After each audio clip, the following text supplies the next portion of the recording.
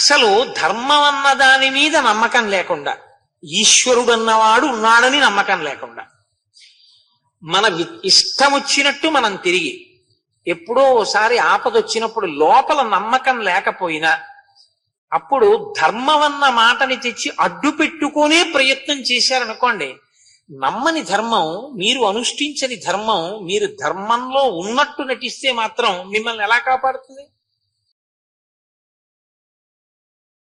పరమధర్మాత్ముడైన రామచంద్రమూర్తి అకస్మాత్ యుద్ధాన్ని ప్రారంభించకూడదని ఒక 4 మాటలు రాయబార రూపంలో చెప్తే ఏమైనా మారుతాడేమోనని మరొకసారి అంగదుణ్ణి రాయబారిగా పంపించినటువంటి ఘట్టాన్ని, రాయబారి అని కూడా చూడకుండా ఆ దూతని సంహరించేటటువంటి ప్రయత్నం చేసిన రావణుడు వైఫల్యం చెందిన ఘట్టాన్ని నిన్న నేను మీకు మనవి చేసి ఉన్నాను. అక్కడ ఉన్నటువంటి రాక్షసులు రాయబారం వైఫల్యం చెందినటువంటి కారణం చేత యుద్ధోన్ముఖులైనటువంటి వానర సైన్యం యొక్క ఉద్ధతిని రావణాసురుడికి తెలియచేశారు. తతస్తే రాక్షసాస్తత్ర గత్వా రావణ మందిరం నివేదయన్ పురీం వృద్ధాం రామేణ సహ వానరై. వానరులతో కూడినటువంటి రాముడు ఆ లంకాపట్టణాన్ని ముట్టడించాడు, యుద్ధానికి సిద్ధంగా ఉన్నాడు అన్న విషయాన్ని రావణాసురునికి తెలియచేశారు. రావణాసురుడు అంతఃపుర గవాక్షంలోంచి చూశాడు. లంకాపట్టణం చుట్టుపక్కల అంతా కూడా కొన్ని కోట్ల వానర సైన్యము చేత ఆక్రమింపబడి ఉంది. వాళ్ళందరూ యుద్ధానికి సన్నద్ధంగా ఉండి ఎంతటి క్లిష్టమైనటువంటి కార్యాన్నైనా సరే సులభంగా సాధించగలిగినటువంటి ప్రజ్ఞ కలిగిన రామచంద్రమూర్తి యొక్క ఆజ్ఞ చేత రాక్షసుల్ని హతమార్చడానికి ఒకరితో ఒకరు పోటీ పడుతూ ఉత్సాహంతో నిండినటువంటి హృదయం కలిగిన వారై యుద్ధోన్ముఖులైనటువంటి వారి యొక్క పరిస్థితిని గమనించాడు. పైకి ఎంత డాంబికం ప్రదర్శించినా ఆ నరవానరుల యొక్క తేజస్సుని గమనించినటువంటి వాడై మనసులో కించిత్ వ్యధని పొందాడు. వాళ్ళు వేరు ఆయుధములు తెచ్చుకోవలసినటువంటి అవసరం లేని వాళ్ళు వానరులు. అక్కడ దగ్గరలో ఉండేటటువంటి పర్వత శిఖరాల్ని, అరణ్యాలలో ఉండేటటువంటి వృక్షాలని, పెద్ద పెద్ద శిలలని, వాళ్ళ గోళ్లని ఆయుధాలుగా వాళ్ళు సిద్ధంగా లంకాపట్టణం మీద దాడికి ఎదురు చూస్తున్నారు. ఇక్కడ విచిత్రం ఏమిటంటే, ఎక్కడైనా యుద్ధం చేస్తే వీళ్ళు ఎక్కడ యుద్ధం చేశారో ఆ నగరం, ఆ కోట పాడవ్వాలి. కానీ దానితో పాటు అరణ్యములు కూడా పాడయ్యాయి. ఎందుకు పాడయ్యాయంటే, వీళ్ళు మరి చెట్లన్నీ పీకేస్తారు కాబట్టి వానరులు ఆ చెట్లతో యుద్ధం చేస్తారు కాబట్టి అరణ్యములు కూడా ధ్వంసం అయ్యాయి. మరి ఇన్ని కోట్ల వానరములు వృక్షములను పెకలించినప్పుడు అరణ్యముల యొక్క స్థితి మారిపోతుంది కదా. అందుకని అరణ్యములు ధ్వంసమయ్యాయి. అక్కడ పెద్ద పెద్ద కోట బురుజులు ఉన్నాయి. ఆ కోట బురుజుల మీదకి వానరులందరూ బయలుదేరారు. తే ద్రుమై పర్వతాగ్రైశ్చ ముష్టిభిశ్చ ప్లవంగమాహ ప్రాకారాగ్రాణ్యరాణ్యాని మమంధుస్తోరణాని చ. వాళ్ళు తే ద్రుమై పెద్ద పెద్ద వృక్షాలని, పర్వతాగ్రైశ్చ పర్వతముల మీద ఉండేటటువంటి శిఖరములను, ముష్టిభిశ్చ ప్లవంగమాహ పిడిగుద్దులు గుద్ది పాడు చేయడానికి వాళ్ళు సిద్ధపడినటువంటి వారై లంకాపట్టణం మీదకి వెళ్ళి ప్రాకారములనన్నిటినీ కూడా తమ పిడికిడి గుద్దుల చేత, ఆ చెట్ల చేత, శిఖరముల చేత మోది ఆ లంకాపట్టణపు వైభవాన్నంతటినీ కూడా నశింపచేసి ఆ తోరణాలన్నీ కింద పడిపోయేటట్టుగా కొట్టేశారు.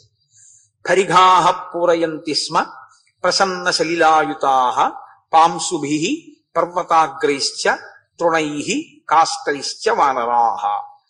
వాళ్ళు అక్కడ ఉండేటటువంటి అగట్టలు మంచినీటితో నింపబడి ఉన్నాయి.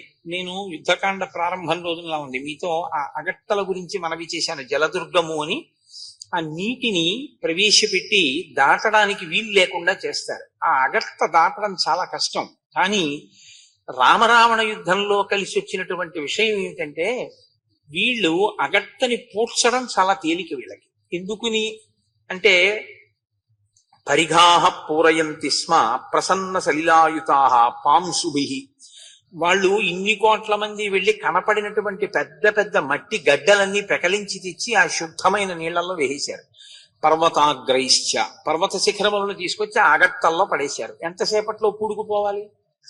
తృణై, కనపడినటువంటి గడ్డంతా పట్టుకొచ్చి అందులో పడేశారు. కాస్తైశ్చ, కర్రలు, కొమ్మలు మొదలైనవన్నీ తెచ్చి అందులో పడేశారు. వానరాహ, ఆ వానర సైన్యం అక్కడ ఉన్నటువంటి అగత్తల్ని ఇటువంటి పదార్థాలతో నింపేసి ఇప్పుడు కోట ద్వారమును బద్దలు కొట్టాలి. బద్దలు కొడితే లోపలికి నగర ప్రవేశం చెయ్యవచ్చు. జయత్యతిబలో రామో లక్ష్మణశ్చ మహాబల రాజాజీతి సుగ్రీవో రాఘవేణాభిపాలిత ఇత్యేవం ఘోషయంతశ్చ గర్జంతశ్చ ప్లవంగమాః అభ్యదావంత లంకాయాః ప్రాకారం కామరూపిణః. వాళ్ళు పెద్ద పెద్ద సింహగర్జన చేస్తూ రామచంద్రమూర్తికి, లక్ష్మణస్వామికి, సుగ్రీవునికి జయనాదం చేస్తూ పెద్ద పెద్ద ఘోషలతో లంకాపట్టణంలో ప్రవేశించి ఆ లంకని ధ్వంసం చేయడానికి సిద్ధపడుతున్నారు. వ్యూహాత్మకంగా భేదించడం వేరు, వ్యూహం లేకుండా వెళ్లి యుద్ధం చెయ్యడం వేరు. వ్యూహరచన అనేటటువంటిది యుద్ధంలో అత్యంత కీలకమైన పాత్ర పోషిస్తుంది. వ్యూహరచన చేసేటప్పుడు సాధారణంగా కోటకి 4 వైపులా ద్వారాలు ఉంటాయి. 4 ద్వారాల్ని 4 యోధులు రక్షిస్తూ ఉంటారు. వాళ్ళ వెనక కొన్ని కోట్ల సైన్యం ఉంటుంది. లోపల ఏ యోధుడు కోట ప్రాకారపు కోట యొక్క ద్వార రక్షణకు నిలబడ్డాడు అన్న దాన్ని బట్టి ప్రతి వ్యూహ రచన చేసినప్పుడు ఇటువైపు కూడా తత్తుల్యమైనటువంటి నాయకుడిని, అటువంటి యోధుణ్ణి సైన్యంతో నియమించవలసి ఉంటుంది. కాబట్టి రామచంద్రమూర్తి తూర్పు ఈశాన్యం వైపుకు ఉన్నటువంటి ద్వారానికి కుముదుడు అనేటటువంటి ఒక గొప్ప యూధపతిని నియమించి ఆయనకి 10 కోట్ల వానరములను సైన్యంగా ఇచ్చారు. అలాగే శతవలి అనబడేటటువంటి వానర సేనాపతికి 20 కోట్ల మంది వానరులతో దక్షిణ ద్వారాన్ని కాపాడవలసినటువంటి బాధ్యత, దక్షిణ ద్వారం దగ్గర నిలబడి యుద్ధం చేయవలసిన బాధ్యతను అప్పచెప్పారు. అలాగే సుషేణుడు అనబడేటటువంటి వానరునకు 60 కోట్ల మంది అనుచరులను ఇచ్చి పశ్చిమ ద్వారం దగ్గర యుద్ధం చెయ్యవలసినటువంటి బాధ్యతని అప్పచెప్పారు. ఉత్తర ద్వారం దగ్గర రామలక్ష్మణులే నిలబడ్డారు. నిలబడి సుగ్రీవుడు వారికి సహాయంగా ఉన్నాడు. ఈ సుగ్రీవుణ్ణి ఇటు ఉత్తర దిశకి అటు పశ్చిమ దిశకి ఈ రెండిటికి మధ్యలో ఉన్న వాయువ్య దిక్కు దగ్గర నిలబడి కాపాడమని చెప్పారు సైన్యాన్ని. ఎందుచేత అంటే లోపల నుంచి యుద్ధం చేసేటప్పుడు ఉత్తర ద్వారాన్ని రావణాసురుడు స్వయంగా రక్షిస్తాడు, పశ్చిమ ద్వారాన్ని ఇంద్రజిత్ కాపాడుతూ ఉంటాడు. రావణాసురుడే చాలా ప్రమాదకారి, ఇంద్రజిత్ అంతకన్నా ప్రమాదకారి. ఇప్పుడు రావణుని యొక్క చూపు, ఇంద్రజిత్ యొక్క చూపు, ఇద్దరి చూపులు కలిసి ఏ దిక్కు మీద పడతాయంటే వాయువ్య దిక్కు మీద పడతాయి. ఎందుకంటే ఉత్తర పశ్చిమాలకి దగ్గర కదండి వాయువ్య దిక్కు, వాయువ్య మూల వచ్చేది. అందుకని ఈయన ఉత్తరం నుంచి ఆయన పశ్చిమం నుంచి చూసినప్పుడు వాయవ్యం మూల చాలా ప్రధానమైనటువంటి ప్రాంతం. అక్కడ ఉండే సైన్యాన్ని కాపాడగలిగిన వాడు ఉండాలి. ఏదైనా చిన్న తేడా జరిగితే రావణుడు బయటికి రావడం, ఇంద్రజిత్ బయటికి రావడం అంటే ఏం మామూలుగా ఉండదు యుద్ధం. వాళ్ళు మాయా యుద్ధం చేస్తారు, టక్కరితనంతో కూడిన యుద్ధం చేస్తారు. ఆ యుద్ధాన్ని ధర్మాత్ములైనటువంటి వారు ప్రతిద్వంద్విగా నిలబడి చెయ్యడం కూడా అంత తేలిక కాదు. ధర్మయుద్ధం అయితే అర్థం అవుతుంది, ధర్మయుద్ధం కాని యుద్ధాన్ని ఎలా ఉంటుంది అని ఊహ చేయడం కూడా కష్టం. అందుకని ప్రత్యేకించి వాయువ్య దిక్కుని రక్షించడం కోసమని సుగ్రీవుణ్ణి నిలబెట్టారు. సుగ్రీవుణ్ణి నిలబడితే వచ్చే ప్రయోజనం ఏమిటంటే ఏదైనా ఒక జరగరానిది జరిగిందనుకోండి, కొంచెం సైన్యం అంతా భయపడవలసిన సంఘటన జరిగిందనుకోండి, సహజంగా వానరులు కొంచెం చపల చిత్తులు, వాళ్ళు భయపడిపోయి పారిపోతారు. అంతమంది పారిపోకుండా ఉండాలి అంటే ఈ 2 దిక్కుల నుంచి ప్రమాదం ఎక్కువ ఉంటుంది. కాబట్టి రాజే అక్కడ నిలబడి ఉండాలి. రాజు నిలబడి ఉంటే వాళ్ళు పారిపోయేటటువంటి అవకాశం ఉండదు. ఎందుకంటే రాజాజ్ఞ, సుగ్రీవుడు అక్కడ ఉన్నాడు కాబట్టి సైన్యం నిలబడుతుంది. నిలబడడం కోసమని ఆ వాయువ్య దిక్కున సుగ్రీవుణ్ణి ఉంచి ఉత్తర దిక్కున ఉన్నటువంటి ద్వారం దగ్గర స్వయంగా రామలక్ష్మణులే నిలబడి గవాక్షుడు అనబడేటటువంటి ఒక భీకరమైనటువంటి కొండముచ్చు నాయకుడు ఆయనకి దగ్గర ఉండి సైన్య సహకారంతో సహకరించడానికి ఏర్పాటు చెయ్యబడ్డాడు. అలాగే ధూమ్రుడు అనబడే ఆయన కూడా రామలక్ష్మణులకి సహకరిస్తున్నారు. ప్రచండమైనటువంటి యుద్ధం ప్రారంభమైంది. లోపల నుంచి రాక్షసుల వైపు నుంచి కూడా అరివీర భయంకరులైనటువంటి వీరులు అన్ని ద్వారాలలోంచి రాక్షస సైన్యంతో బయటికి వస్తున్నారు. వచ్చినటువంటి వాళ్లతోటి బయట ఉన్నటువంటి వానరులు యుద్ధం చేసి సంహరించవలసినటువంటి ప్రయత్నం. ఇది రామరావణ యుద్ధం ఒక విశ్వ కళ్యాణ యజ్ఞం. ఎందుచేత అంటే లోకాన్ని నశింపచేసేటటువంటి రాక్షసులందరూ లంకాపట్టణానికి చేరారు. ధర్మాన్ని నశింపచేసేటటువంటి స్వభావం ఉన్న వాళ్ళందరూ రావణాసురుని యొక్క ఛత్రఛాయల్లో ఉన్నారు. ఇప్పుడు రావణుణ్ణి సంహరించడం అంటే రావణుని కన్నా ముందు ఈ రాక్షసుల అందరి సంహారము పూర్తవ్వాలి. ఇంతమంది రాక్షసుల్ని సంహరించిన తరువాత రావణాసురుణ్ణి సంహరించాలి. ఇందులో మళ్ళీ లంకాపట్టణంలో మిగిలిన రాక్షసులందరూ ఒక ఎత్తు. అత్యంత ప్రమాదకారి అగస్త్య మహర్షి మాటల్లో అయితే రావణాసురుని కన్నా ప్రమాదకారి ఇంద్రజిత్. ఇంద్రజిత్తుని ఎదుర్కోవడం అంత తేలికైన విషయం కాదు. ఇంద్రజిత్ ఎంత ప్రమాదకారో అంతకన్నా ప్రమాదకారి కుంభకర్ణుడు. ఎందుకంటే కుంభకర్ణుడు అసలు యుద్ధం చేయడు. ఆయనతో వచ్చిన పెద్ద గొడవ ఏమిటంటే ఆయన తినేస్తాడు. ఆయన ఎన్ని లక్షల వానరములు కనపడ్డా అన్నింటినీ నోట్లో పడేసుకుంటూ ఉంటాడు. కాబట్టి అసలు అతనితో యుద్ధం చాలా చాలా కష్టం. ఒక స్థితిలో రేపు వస్తుందేమో కుంభకర్ణుడి యుద్ధం, అసలు అత్యద్భుతం. రామాయణంలో కుంభకర్ణుడిని నిద్ర లేపడం, కుంభకర్ణుడి యుద్ధానికి రావడం అన్న ఘట్టమే ఆశ్చర్యంతో ఉంటుంది. అసలు ఆయన ఒక మనిషిని ఎవరు అనుకోలేదు. అందరూ పారిపోతుంటే అది మరబొమ్మ అని ప్రచారం చేయించాడు విభీషణుడు. అంత భయంకరంగా ఉంటుంది అసలు ఆ కుంభకర్ణుని యొక్క స్వరూపం. రేపు మీరు బహుశా రేపు రావచ్చు కుంభకర్ణుడికి సంబంధించిన ఘట్టం. కనుక ఇప్పుడు ఇలా సిద్ధం చేసిన తరువాత 4 ద్వారములలోంచి రాక్షస నాయకులు బయటికి వచ్చారు. విభీషణుడి దగ్గర ఉండేటటువంటి 4 మంత్రులలో ఒకడైన సంపాతి అనబడేటటువంటి మంత్రి. సంపాతి అంటే పక్షిరాజైన సంపాతి కాడు. విభీషణుడి యొక్క సచివులలో ఒకడైన సంపాతి. ఒక పేరుతో చాలా మంది ఉంటూ ఉంటారు. ఎందుకంటే కోటేశ్వరరావు లోకంలో ఒక్కడే కాడుగా, చాలా మంది కోటేశ్వరరావులు ఉంటారు. అలా ఒకే రాక్షసుడి పేరుతో చాలా మంది రాక్షసులు ఉంటారు. ఇక్కడ జంబుమాలి అనబడేటటువంటి రాక్షసుని హనుమ సంహరిస్తారు. అప్పుడు మీరు సుందరకాండలో ఉన్న జంబుమాలి అని అనుకోకూడదు. ఈయన వేరొక జంబుమాలి. కనుక విభీషణ సచివుడైనటువంటి సంపాతి ప్రజంఘాసురుడనబడేటటువంటి రాక్షసుడితో యుద్ధం చేసి సంహరించాడు. విభీషణుడు మిత్రఘ్నుడు అనబడేటటువంటి రాక్షసుని సంహరించాడు.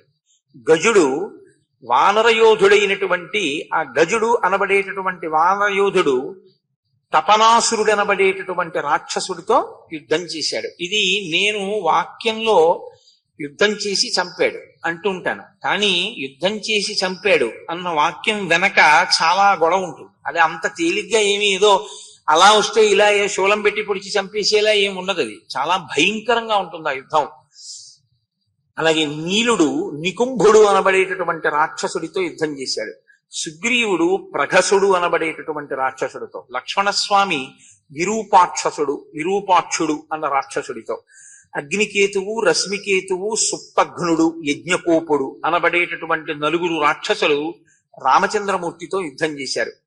వజ్రముష్టి అనబడేటటువంటి రాక్షసుడితో మైందుడు, అశని ప్రభుడు అనబడేటటువంటి రాక్షసుడితో ద్వివిధుడు, అలాగే ప్రతపనుడు అనబడేటటువంటి రాక్షసుడు నలుడితో యుద్ధం చేశాడు. సుషేనుడు వానర ప్రముఖుడు, ఆయన తార యొక్క తండ్రి, విశేషించి సుగ్రీవుడికి మామగారు. విద్యున్మాలి అనబడేటటువంటి రాక్షసుడితో యుద్ధం చేశాడు. ఈ యుద్ధం చేయడం అంటే ఏం మామూలుగా ఉండదు. ఇది ఎంత ఆశ్చర్యజనకంగా ఉంటుందంటే వానరులు ఎప్పుడు ప్రయోగించినా పెద్ద పెద్ద శిలలను పడేస్తుంటారు. లేకపోతే కొన్ని వందల పెద్ద పులులు, సింహాలు, ఏనుగులతోటి చెట్లతోటి కూడుకున్నటువంటి పర్వత శిఖరములను పెళ్లగించి వచ్చినటువంటి యోధుడి మీద పడేస్తుంటారు. వాళ్ళు తమ నిశితమైనటువంటి బాణ పరంపర చేత ఆ పర్వతము వచ్చి మీద పడే లోపలే వాళ్ళు దాన్ని చూర్ణం చేస్తుంటారు. అంటే అసలు అందుకే రామరావణ యుద్ధం లాంటి యుద్ధం ఇంత లోకంలో లేదు. అసలు ఆ వానరులకు రాక్షసులకు జరిగినటువంటి యుద్ధం అంత ఆశ్చర్యకరమైనటువంటి యుద్ధం. మీరు ఒక్కసారి ఊహ చేయండి, ఒక పర్వత శిఖరాన్ని పెకలించి ఒకడు కాదు, రాక్షస యోధులైనటువంటి వానర యోధులైన వారు అటువంటి పర్వత శిఖరాలను విసురుతూ ఉంటారు. ఒక పెద్ద పర్వతాన్ని విసిరేస్తుంటారు. అలాంటి పర్వతాలు వచ్చి పడిపోతుంటాయి. పడిపోతుంటే రాక్షస యోధులు వాటిని చూర్ణం చేస్తుంటారు. అంటే చల్లుకుపోతుంటుంది మట్టి. ఇవి పడిపోయినప్పుడు ఏమవుతుందంటే అందులోంచి పావులు, క్రూర మృగాలు ఇవన్నీ పడిపోతుంటాయి. పడిపోయి అవి పరిగెడుతుంటాయి. మళ్ళీ వాటిని చంపుతూ ఉంటారు. కొన్నిటిని రాక్షసులు తినేస్తూ ఉంటారు. వాళ్ళకి లేళ్లు, జింకలు ఇలాంటివి కనపడితే అక్కడే వాళ్ళకి అల్పాహారం కూడా పూర్తి అయిపోతుంది యుద్ధంలో. వాళ్ళు వాటిని తింటూ ఉంటారు. చాలా ఆశ్చర్యకరమైనటువంటి యుద్ధం. కాబట్టి ఈ విధంగా భయంకరమైనటువంటి యుద్ధం జరిగింది. సాధారణంగా యుద్ధాల్లో ఎలా ఉంటుందంటే అది ధార్మికమైన యుద్ధం అయితే సూర్యాస్తమయానికి యుద్ధాన్ని ఆపుచేస్తారు. అసలు ఇంకా ధార్మికమైన యుద్ధం అయితే ఒక్కొక్క మహానుభావుడు ఎంత ధర్మనిష్టతో ఉంటాడంటే యుద్ధం జరుగుతూ ఉండగా కూడా సంధ్యావందనం చేస్తారు. భీష్మాచార్యుల వారు కురుక్షేత్ర యుద్ధంలో సర్వసైన్యాధిపతిగా ఉండగా యుద్ధం చేస్తున్నప్పుడు మధ్యాహ్న కాలం అయితే ఆయన సంధ్యావందనం చేయవలసిన సమయం వస్తే ఆయన కూర్చుని ఆచమనం చేసి సంధ్యావందనం చేయడానికి సమయం లేదు కాబట్టి ఆయన రథంలోంచి దిగి భూమి మీద ఉన్న మట్టిని నీటిగా భావన చేసి పైకి తీసి సూర్యుడికి అర్ఘ్యంగా విడిచిపెట్టేవాడు. విడిచిపెట్టి మళ్ళీ రథం ఎక్కి యుద్ధం చేసేవాడు. అంత ధార్మికంగా ఉండేవి యుద్ధాలు. ఒక యోధుడితో ఒక యోధుడు యుద్ధం చేస్తుంటే ఇంకొక యోధుడు కలియబడడం అన్నది ఉండేది కాదు. అది ఆ ధర్మనిష్ట కలిగినటువంటి వారు చేసే యుద్ధం. కురుక్షేత్రంలో కూడా అక్కడక్కడ అధర్మంతో కూడినటువంటి యుద్ధాలు జరిగాయి. అభిమన్యుణ్ణి మట్టు పెట్టినప్పుడు అలాంటి సందర్భాల్లో. నేను ఈ సందర్భం వచ్చింది కాబట్టి ఒకటి మనవి చేయవలసి ఉంటుంది. నాకు చాలా సంతోషంగా ఉండే విషయం ఏంటంటే, నేను ఉదయం పిల్లలతో మాట్లాడినప్పుడు పిల్లవాడు సాయం సంధ్యావందనం గురించి చాలా ఆర్తితో నాతో మాట్లాడాడు. నేను ఎక్కువ సమయం లేక అతనితో గడపలేక నేను చెప్పగలిగిన జవాబు చెప్పాను అతనికి. కానీ సంధ్యావందనం గురించి పెద్దలు ఏం చెప్తారంటే, సంధ్యావందనాన్ని చెయ్యకుండా కానీ వెళ్ళిపోయేటప్పుడు సంధ్యావందనం చేసే అలవాటు ఉన్న ఆయనకి చెప్పుకోవాలయ్యా, తీర్థం ఉంచండి మీరు. మళ్ళీ తను రాత్రి ఇంటికి వచ్చిన తర్వాత ఏదైనా తినే ముందు ఆ తీర్థాన్ని పుచ్చుకొని ఈశ్వరుడికి క్షమార్పణ చెప్తే కానీ తానేమీ తినకూడదు. అంటే సంధ్యావందనానికి అంత ప్రాముఖ్యత. మీరు ఏదైనా చేశారా చేయలేదా పక్క విషయం, సంధ్యావందనం చేశారా అన్నదే చాలా ప్రధానమైన విషయం. అంత గొప్ప స్థితి వేదాలు సంధ్యావందనానికి ఇచ్చాయి.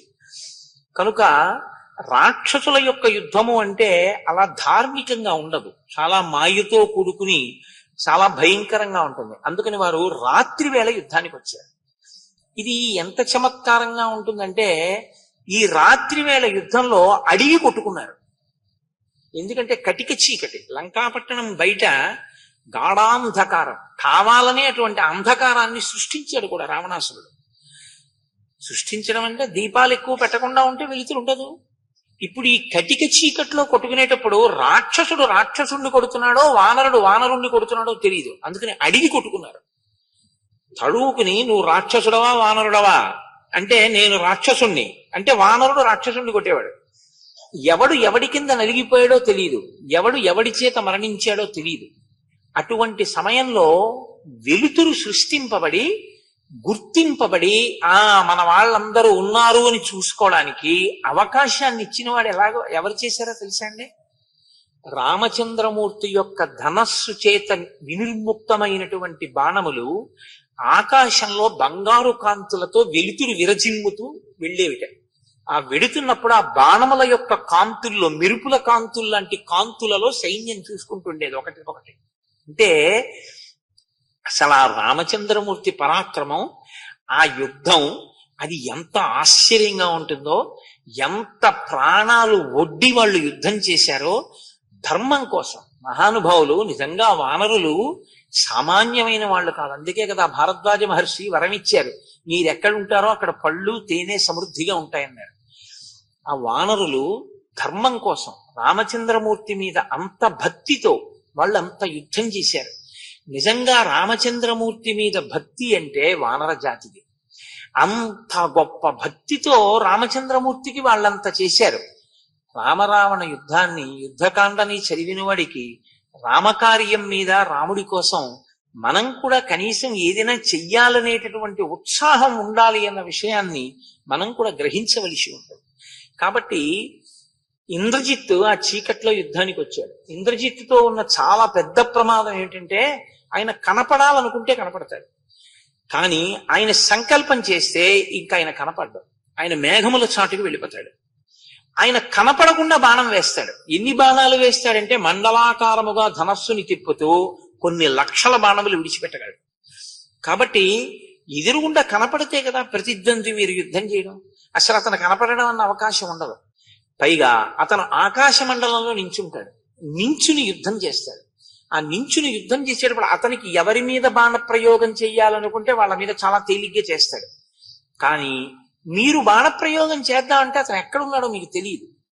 కాబట్టి అతనిది చాలా భయంకరమైనటువంటి మాయా యుద్ధం. అతను దేవతల దగ్గర వరములు పొందాడు, బ్రహ్మాది దేవతల దగ్గర. అందుకని ఆయన్ని నిగ్రహించడం కూడా అంత తేలికైనటువంటి విషయం కాదు.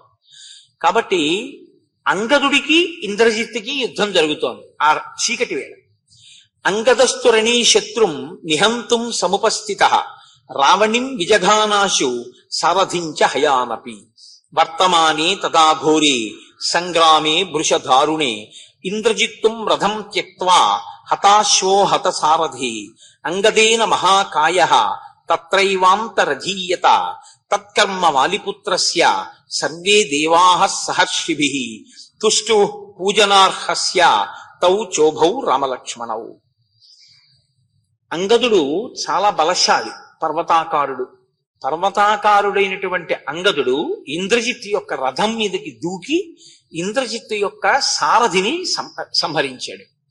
అలాగే ఇంద్రజిత్తు యొక్క గుర్రములను పడగొట్టి వాటిని చంపాడు. ఆ రథం భగ్నం అయిపోయేటట్టుగా చేశాడు. దీని చేత ఆగ్రహం పొందాడు ఇంద్రజిత్తు. ఇంద్రజిత్తు ఆ రథం మీద పడడం, ఇంద్రజిత్తుతో అలా యుద్ధం చేయడం అంటే సామాన్యమైన విషయం ఏం కాదు. మీరు ఎదర చూస్తారు ఇంద్రజిత్తు యొక్క ప్రభావం అంటే ఎలా ఉంటుందో. నిజంగా మీరు రామాయణాన్ని పరిపూర్ణంగా చదువుతున్నప్పుడు ఒక స్థితిలో మీకు ఒక పెద్ద దిగులు పట్టుకుంటుంది. అసలు ఈ ఇంద్రజిత్ చచ్చిపోతాడా? అసలు ఈ ఇంద్రజిత్ చచ్చిపోతే కదా రామచంద్రమూర్తి గెలవడం. ఇతను ఎలాగా మరణిస్తాడు అన్న అనుమానం వస్తుంది. ఎందుకో తెలుసా అండి, ధనుర్వేదంలో ఎన్ని అస్త్రాలు ఉన్నాయో అన్ని అస్త్రముల చేత అతను కట్టుబడ్డాడు. అతన్ని చంపడం సాధ్యం కాదు. అంతటి అరివీర భయంకరుడు ఇంద్రజిత్ అంటే. అటువంటి వాణ్ణి చాలా ఆశ్చర్యకరమైన యుద్ధంలో చంపారు లక్ష్మణస్వామి. ఏదో ఆయన ఏం తినలేదు, అరటిపళ్ళు కూడా తోడలో దాచుకున్నారు, అలాంటి పిచ్చి మాటలన్నీ వాల్మీకి రామాయణంలో లేవు. మీరు వింటారుగా యుద్ధకాండలో తత్సంబంధమైన విషయాలన్నీ వింటారు. అప్పుడు మీకు తేట తెల్లంగా అన్ని విషయాలు తెలుస్తాయి. కాబట్టి ఇప్పుడు రామలక్ష్మణులు సంతోషించారు, ఋషులు సంతోషించారు, అందరూ కూడా అంగదుణ్ణి ప్రశంసించారు. కానీ ఆగ్రహించినటువంటి ఇంద్రజిత్ మేఘములలోకి అంతర్ధానం అయిపోయి వేరొక రథాన్ని సృజించుకుంటాడు ఆయన. ఎందుకంటే ఆయన సంకల్పం చేస్తే సింహములను పూంచినటువంటి రథం ఆయనకి యజ్ఞగుండంలోంచి పైకి వస్తుంది, దాన్ని ఎక్కి యుద్ధానికి వస్తూ ఉంటాడు. ఇప్పుడు ఆయన ఒక్కసారి మేఘమండలంలోకి వెళ్ళిపోయి ఆ మేఘమండలంలో నిలబడి బాణప్రయోగం చేయడం మొదలుపెట్టాడు. ఆయన దొరికితే కదా ఆయన్ని పట్టుకోవడం, ఆయన ఎక్కడున్నాడో తెలిస్తే కదా అసలు పట్టుకోవడం. ఆకాశంలో చాలా వేగంగా వెళ్ళగలిగినటువంటి వాళ్ళు కొంతమంది ఉన్నారు. అటువంటి 10 మంది వానరుల్ని ఎంచుకున్నారు రామచంద్రమూర్తి. సుషేణుని యొక్క కుమారులు 2. నీలుడంటే సామాన్యమైనటువంటి యోధుడు కాడు. వానరుల్లో అగ్నిహోత్రుని యొక్క అంశతో వచ్చినటువంటి వాడు. అంగదుడు, శరభుడు, వినతుడు, జాంబవంతుడు, సానుప్రస్థుడు, వృషభుడు, వృషభ స్కందుడు అనబడేటటువంటి 10 మందిని ఎంచుకుని మీరు 10 మంది ఆకాశంలోకి వెళ్ళి విపరీతమైన వేగంతో తిరిగి ఎక్కడున్నాడో ఇంద్రజిత్తు పట్టుకోండి అని చెప్పారు. ఇప్పుడు ఈ 10 మంది వానరులు ఆకాశంలోకి వెళ్ళారు. వీళ్ళ యొక్క వేగం, వీళ్ళ యొక్క గమన శక్తి అంచనాకి దొరికేది కాదు, అంత వేగంగా తిరగగలిగిన వాళ్ళు. కానీ వీళ్ళు 10 మంది ఆకాశాన్నంతటినీ వెతికిన, అంటే ఆ యుద్ధ భూమి మీద ఆకాశ మండలాన్నంతటినీ వాళ్ళు అన్వేషించిన వాళ్ళకి ఇంద్రజిత్తు లభించలేదు. కాబట్టి వాళ్ళు కిందకి దిగొచ్చి రామా మాకు ఇంద్రజిత్తు కనపడలేదు అని చెప్పారు. ఇంద్రజిత్తు ఆకాశంలోంచి చూశాడు రామలక్ష్మణుని. వీళ్ళిద్దరినీ పడగొట్టేస్తే నాన్నగారి యొక్క కోరిక తీరిపోదు. నాన్నగారి కోరిక ధర్మబద్ధమా అధర్మమా అతనికి అనవసరం. అతనికి కావలసింది రావణుడి పలుపున యుద్ధం చేస్తాడంతే. ఆయన కూడా రావణుని కన్నా గొప్ప రాక్షసత్వం ఉన్నవాడు. కాబట్టి ఇప్పుడు ఆ మేఘమండలంలోంచి నాగాస్త్రాన్ని ప్రయోగించాడు. ఈ నాగాస్త్రానికి ఉన్న శక్తి ఏమిటంటే దాన్ని దేవతలు కాని యక్ష గంధర్వ కిన్నెర కింపురుషులు కాని మహర్షులు కూడా వాటిని విడిపించలేరు. అవి బాణములు పావు రూపంలో ఉంటాయి. ఆ బాణములను ప్రయోగిస్తే అది బాణం వచ్చి తగలగానే అవి నాగములై ప్రతి అవయవాన్ని చుట్టేస్తాయి. చుట్టేస్తే పావుకి చుట్టుకునే అలవాటు ఉంటుంది. అది అనుభవంలోకి రావాలని మనం కోరుకోకూడదు. కాబట్టి ఆ పావు చుట్టుకుంటే ఇంకా కదపడం కష్టం. కాబట్టి కాళ్ళు చేతుల దగ్గర నుంచి అవయవాలన్నిటినీ కూడా నాగాస్త్రాలు వేసి రామలక్ష్మణులు ఇద్దరిని బంధించాడు. బంధిస్తే ఇద్దరు భూమి మీద పడిపోయారు రామలక్ష్మణులు. తౌతేన పురుష వ్యాఘ్రౌ క్రుద్ధేనాసీ విషైశ్చరై సహసా నిహతౌ వీరౌ తదా ప్రైక్షంత వానరాహ. ఎప్పుడైతే రామలక్ష్మణులు ఇద్దరూ నేల మీదకి ఒరిగిపోయి భూమి మీద పడిపోయారో వాళ్ళ చేతులు కూడా ఇంకా ఇలా అనే అవకాశం లేదు. ఇలా అంటే కదండి ధనస్సు పట్టుకోవడం, ఇలా అంటే కదా బాణం పట్టుకోవడం. అసలు ఇక అవయవములేవి కదలవు. కాబట్టి నేల మీద పడిపోయి కొయ్యలు ఎలా ఉంటాయో అలా పడిపోయి ఉన్నారు. ప్రకాశ నాగాస్త్రం వేసి వాళ్ళిద్దరినీ కూడా బంధించాడు. బంధించడం చేత వాళ్ళిద్దరూ భూమి మీద పడిపోయారు. పడిపోయిన తరువాత తాను ఆకాశంలో నిలబడి మర్మస్థానములు ఉంటాయి. మర్మస్థానములు అంటే ఎక్కడ బాణము తగిలితే ప్రాణములు ఉత్క్రమణం జరుగుతుందో, అంటే ప్రాణాలు పోతాయో ఆ స్థానమును గుర్తించడం యోధుడైనటువంటి వీరుడికి అదొక గొప్ప విద్య.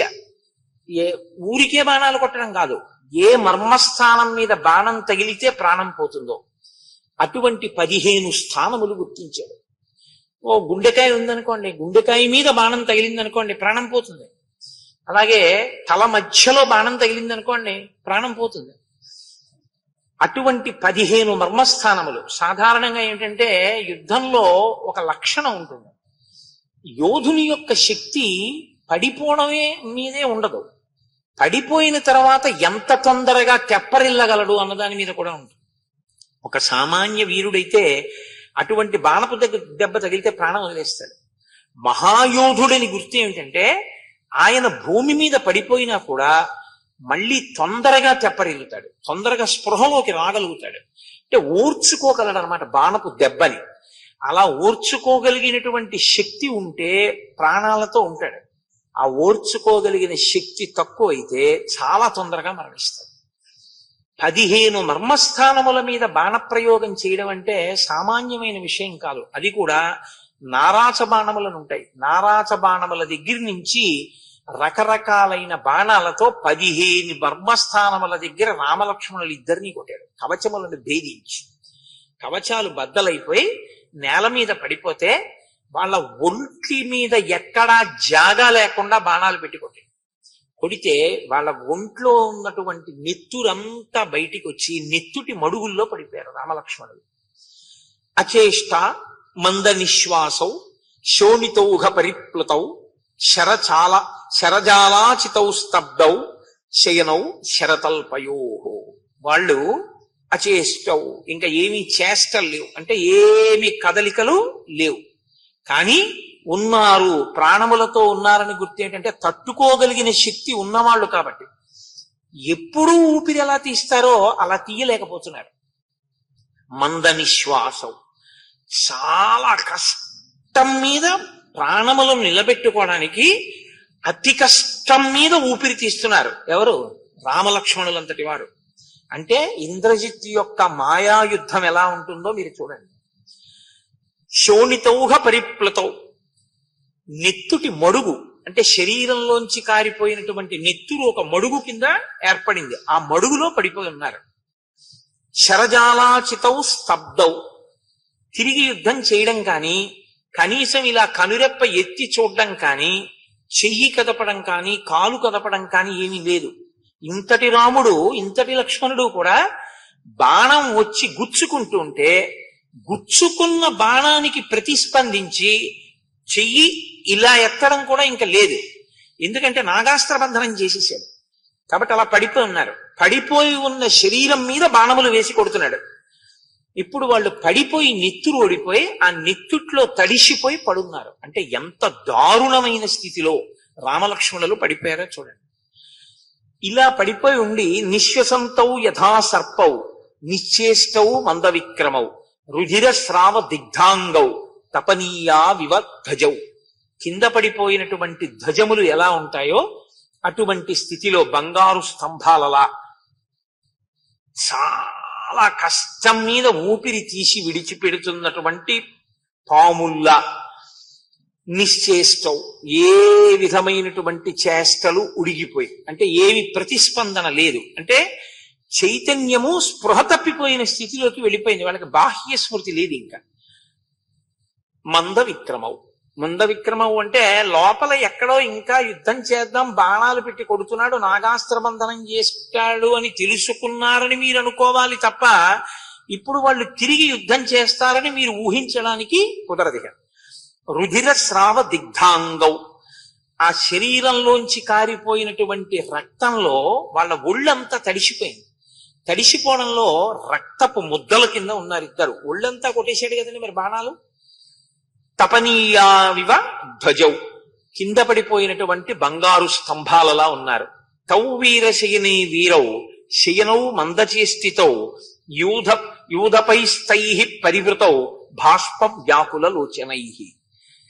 ఏ రామలక్ష్మణుల యొక్క ధనస్సుని, ఏ రామలక్ష్మణుల యొక్క బాణ పరంపరని, ఏ రామలక్ష్మణుల యొక్క విక్రమాన్ని నమ్మి ఇంతమంది వచ్చారో, ఇంతమంది మొట్టమొదటి రోజు యుద్ధం ప్రారంభమైన రోజు రాత్రే రామలక్ష్మణులు అలా పడిపోతే వాళ్ళు స్తబ్దులైపోయారు. అయిపోయి యోధులు, వానరుల యందు ఉండేటటువంటి వీరులందరూ కూడా పరిగెత్తుకుంటూ రామలక్ష్మణుల దగ్గరికి వచ్చి చుట్టూ చేరారు.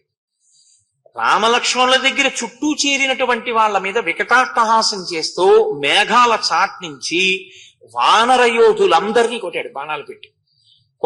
ఆ దెబ్బలకి యోధులందరూ కింద పడిపోయారు. వానర సైన్యం ఎట్నుంచి వచ్చి బాణాలు పడుతున్నాయో తెలియదు, వచ్చి పడిపోతున్నారు వానరులు. ఈ దెబ్బకి చల్లా చెదిరైపోయి వానర సైన్యం అంతా పారిపోవడం మొదలుపెట్టింది. దిక్కులు పట్టి బతికుంటే బలిశాకు తినచ్చని అందరూ కిష్కింధ వైపుకు పరిగెడుతున్నారు. మిగిలిన వానర వీరులు వాళ్ళని ఆపడానికి అవకాశం లేదు, ఎందుకంటే రామచంద్రమూర్తి చుట్టూ చేరి వాళ్ళు నిలబడ్డారు. ఎటువంటి స్థితిలో? బాష్ప వ్యాకుల లోచనై, కన్నుల వెంట బాష్పధారలు కారుతుండగా పడిపోయి ఉన్నారు. ఇటువంటి స్థితిలో వానర సైన్యం అంతా చల్లా చెదరై పారిపోతుంది. ఒక పక్క రామలక్ష్మణులు పడిపోయారు, ఉంటే ఉన్నట్టు లేకపోతే మనం కూడా పడిపోయినట్టు అని బాణపు దెబ్బలు తిని ఏడుస్తూ యోధులందరూ రామలక్ష్మణుల చుట్టూ చేరి ఉన్నారు. ఒక్కసారి ఆ మేఘనాథుడు అంటారు ఆయన్ని, ఇంద్రజిత్తుని, తేరిపారి చూశాడు. ఆ ప్రాణములు వెళ్ళిపోయాయి, రామలక్ష్మణులు నిహతులైపోయారు, కోటేశాను అని. ఇంకా ఎక్కడైనా కొద్ది ఊపిరి ఉంటే కొంచెం సేపట్లో ఆగిపోతుంది, ఎందుకంటే కదిలే అవకాశం లేదు, వాళ్ళు కదలరు ఇక, ఎందుకంటే నాగాస్త్ర బంధనం అయిపోయింది. దాన్ని విడిపించడం ఇక ఋషులకు కూడా సాధ్యం కాదు. మహర్షులే వచ్చిన నాగాస్త్ర బంధనాన్ని మాత్రం విడిపించారు. అది దివ్యాతి దివ్యమైనటువంటి అటువంటి అస్త్రాన్ని దేవతల దగ్గర తపస్సు చేసి బ్రహ్మాది దేవతల దగ్గర పొందాడు ఇంద్రజిత్తు. కాబట్టి ఇక అవి విడిచిపెట్టవు, వీళ్ళు కదలరు. అవి ఏం చేస్తాయంటే మంత్రరూపమైనటువంటి బాణపు దెబ్బలకి ఆ చుట్టుకున్నటువంటి పాములు కరిచి విషాన్ని ఎక్కిస్తాయి శరీరంలోకి. అవి విషం ఎక్కిస్తుంటాయి, వీళ్ళ ఊపిరి మందగిస్తూ ఉంటుంది. అంత భయంకరమైనటువంటి అస్త్రముల చేత బంధనం చేశాడు. ఇప్పుడు తాను సంతోషంగా లంకాపట్టణంలోకి వెళ్ళి రావణాసురుణ్ణి కలుసుకున్నాడు. కలుసుకుని అన్నాడు, ఇంద్రజిత్తు మహామాయ సర్వసైన్య సమావృత వివేశ నగరీం లంకాం పితరంచాభ్యుపాగమత్. రాక్షస సైన్యం అంతా సంతోషంగా జయహో రావణాసురుడికి జయహో ఇంద్రజిత్తుకి జయహో అని జయ జయధ్వానాలు చేస్తోంది. వానర సైన్యం అంతా ఆక్రందనలు చేసి ఏడుస్తూ చెల్లా చెదరై పారిపోతోంది. రామలక్ష్మణులు నెత్తుటి మడుగులో ఉన్నారు, చుట్టూ వానర యోధులు నించుని ఉన్నారు, వాళ్ళు బాణపు దెబ్బలలో ఉన్నారు. ఇప్పుడు అక్కడ చూస్తే జరగరానిది జరిగిపోయింది అని తెలిసిపోతోంది. వెళ్ళి ఆ కూర్చున్నటువంటి రావణాసురుడితో అన్నాడు, తత్ర రావణమాసీనం అభిమద్య కృతాంజలి అచచే ప్రియం పిత్రే నిహతవు రామలక్ష్మణవు. నాన్నగారు, మీకు నేను శుభమైనటువంటి వార్త చెప్పాను. రామలక్ష్మణులు ఇద్దరూ కూడా నా చేతిలో నిహతులైపోయారు, నాగాస్త్ర బంధనం చేసి సంహరించాను. కాబట్టి మీరింక సంతోషంగా మీరు కోరుకున్నట్టుగా జీవించవచ్చు. అయితే వాడు లేచి సంతోషంతో కొడుకుని కౌగిలించుకుని ఒక్కసారి మూర్కొని అంటే మూర్ధన్య స్థానమునందు ముద్దు పెట్టి ఎంతో ఆనందించాడు. నాయన నువ్వు లోపలికి వెళ్ళి విశ్రాంతి తీసుకో అన్నాడు. ఇక రావణుని మనస్సు సంతోషంతో పొంగిపోయి అసలు యుద్ధం మొదలు పెట్టగానే కొడుకు రామలక్ష్మణుల్ని పడగొట్టేశాడు. కాబట్టి ఇప్పుడు వెంటనే అశోకవనంలో సీతమ్మ తల్లికి కాపలాగా ఉన్నటువంటి రాక్షస స్త్రీలని నేను పిలుస్తున్నానని చెప్పండి అన్నాడు. త్రిజటతో సహా అక్కడ కాపలా ఉన్న రాక్షస స్త్రీలని రమ్మన్నాడు. ఆ రాక్షస స్త్రీలందరూ వచ్చి జయజయధ్వానం చేసి రావణుని దగ్గర నిలబడ్డారు. రాక్షసత్వానికి పరాకాష్ట అంటే ఇది. హతా వింద్రజితాఖ్యాత వైదేహ్యా రామలక్ష్మణౌ పుష్పకంచ సమారోప్య దర్శయధ్వం హతౌరణి. మీరు పుష్పక విమానం ఎక్కించండి సీతమ్మని. ఎక్కించి పుష్పక విమానం మీద యుద్ధ భూమిలోకి తీసుకెళ్ళండి. ఆ పైనుంచి చూపించండి కింద పడిపోయి శరీరాల్ని విడిచిపెట్టేసినటువంటి రామలక్ష్మణులు. విమానం మాత్రం అక్కడ దిగడానికి వీల్లేదు. మళ్ళీ తీసుకొచ్చేసి చూపించి తీసుకొచ్చే అని అంటాడు. నిర్విశంక నిరుద్విగ్న నిరపేక్షాచ మైథిలి మాముపస్థాస్యతే సీత సర్వాభరణ భూషిత. ఆ రామలక్ష్మణులు ఇద్దరూ నిహతులైనారన్న విషయాన్ని చూడగానే సీతమ్మకి శంక పోతుంది. ఆయన బ్రతికున్నారు కదా అన్న అనుమానం పోతుంది. కాబట్టి ఇంకా ఆయన లేరు అన్న ధైర్యంతో వెంటనే చక్కగా పట్టుబట్ట కట్టుకుని సర్వాభరణ భూషిత అయి నా పాన్పు చేరుతుంది. కాబట్టి మీరు చూపించి తీసుకొచ్చేయండి. మీరు ఇది నేను చెప్పలేక, నేను ఆ శ్లోకాలు చదవడం కూడా నాకు అసలు ఇష్టం లేక, ఎందుకంటే ఇవన్నీ చెప్తే దీని యందు మనసు పెడితే వచ్చే ఇబ్బంది ఏంటంటే మనసు అక్కడ నిలబడిపోయి దీని మీదే చాలా బెంగగా అనిపిస్తుంది. అయ్యో ఎప్పుడో జరిగిపోయింది, చచ్చిపోయాడు కదరా రావణాసురుడు అనిపించినా ఇంత కష్టమా అనిపిస్తుంది. అంతటి మహాపతివ్రత అటువంటి తల్లి పుష్పక విమానంలో ఆకాశంలో పైకొచ్చింది. చూపించారు కిందకి చూడు రామలక్ష్మణులను.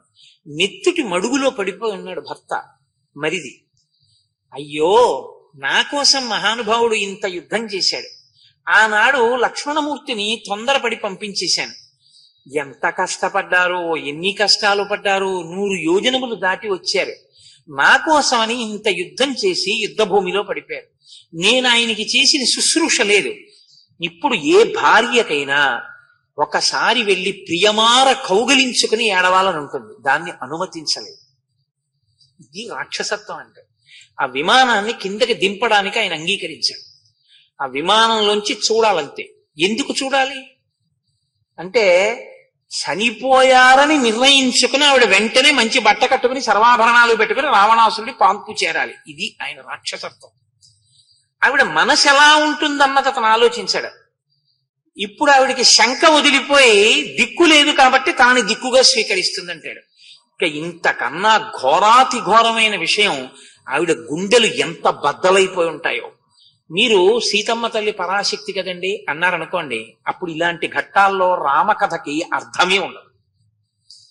మీరు నరుడి కథగానే చదవవలసి ఉంటుంది అంతే. నేను అందుకే మీకు తరచూ మనవి చేస్తాను, నరుడి కథగానే చదవండి. అప్పుడే కూజంతం రామ రామీతి మధురం మధురాక్షరం, మధురాతి మధురమైన కథగా రామకథ మీకు కనపడుతుంది. ఇప్పుడు తల్లి ఎంత కష్టానికి ఊర్చిందో నిజంగా. ఆ తల్లి ని ఒక్కసారి చూపించారు. పారిపోతున్న వానరుల్ని చూసింది, ఏడుస్తున్నటువంటి వానర యోధుల్ని చూసింది, ఏడుస్తున్నటువంటి హనుమని కూడా చూసింది. అందరూ బాణపు దెబ్బలతో ఉన్నారు. నెత్తుటి మడుగులో పడిపోయి నెత్తురంటుకుని చేష్టితములు లేక కాళ్ళు చేతులు కదపకుండా పడిపోయినటువంటి రామలక్ష్మణుల్ని చూసింది. పైన పుష్పకం పెడుతున్నా వాళ్ళల్లో ప్రతిస్పందన లేదు. ఇప్పుడు ఆమె రామలక్ష్మణులు శరీరం వదిలిపెట్టేశారని నిర్ణయించుకుంది. చిత్రం ఏమిటో తెలుసా అండి?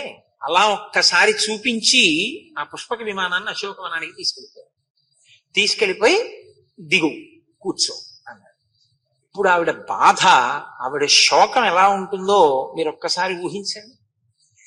భర్తకి ఇలా జరిగిందన్న శోకం ఒక పక్క, ఆవిడ నిజంగా ఏడిచినటువంటి సర్గ చదివితే గుండె కదిలిపోతుందన్నమాట.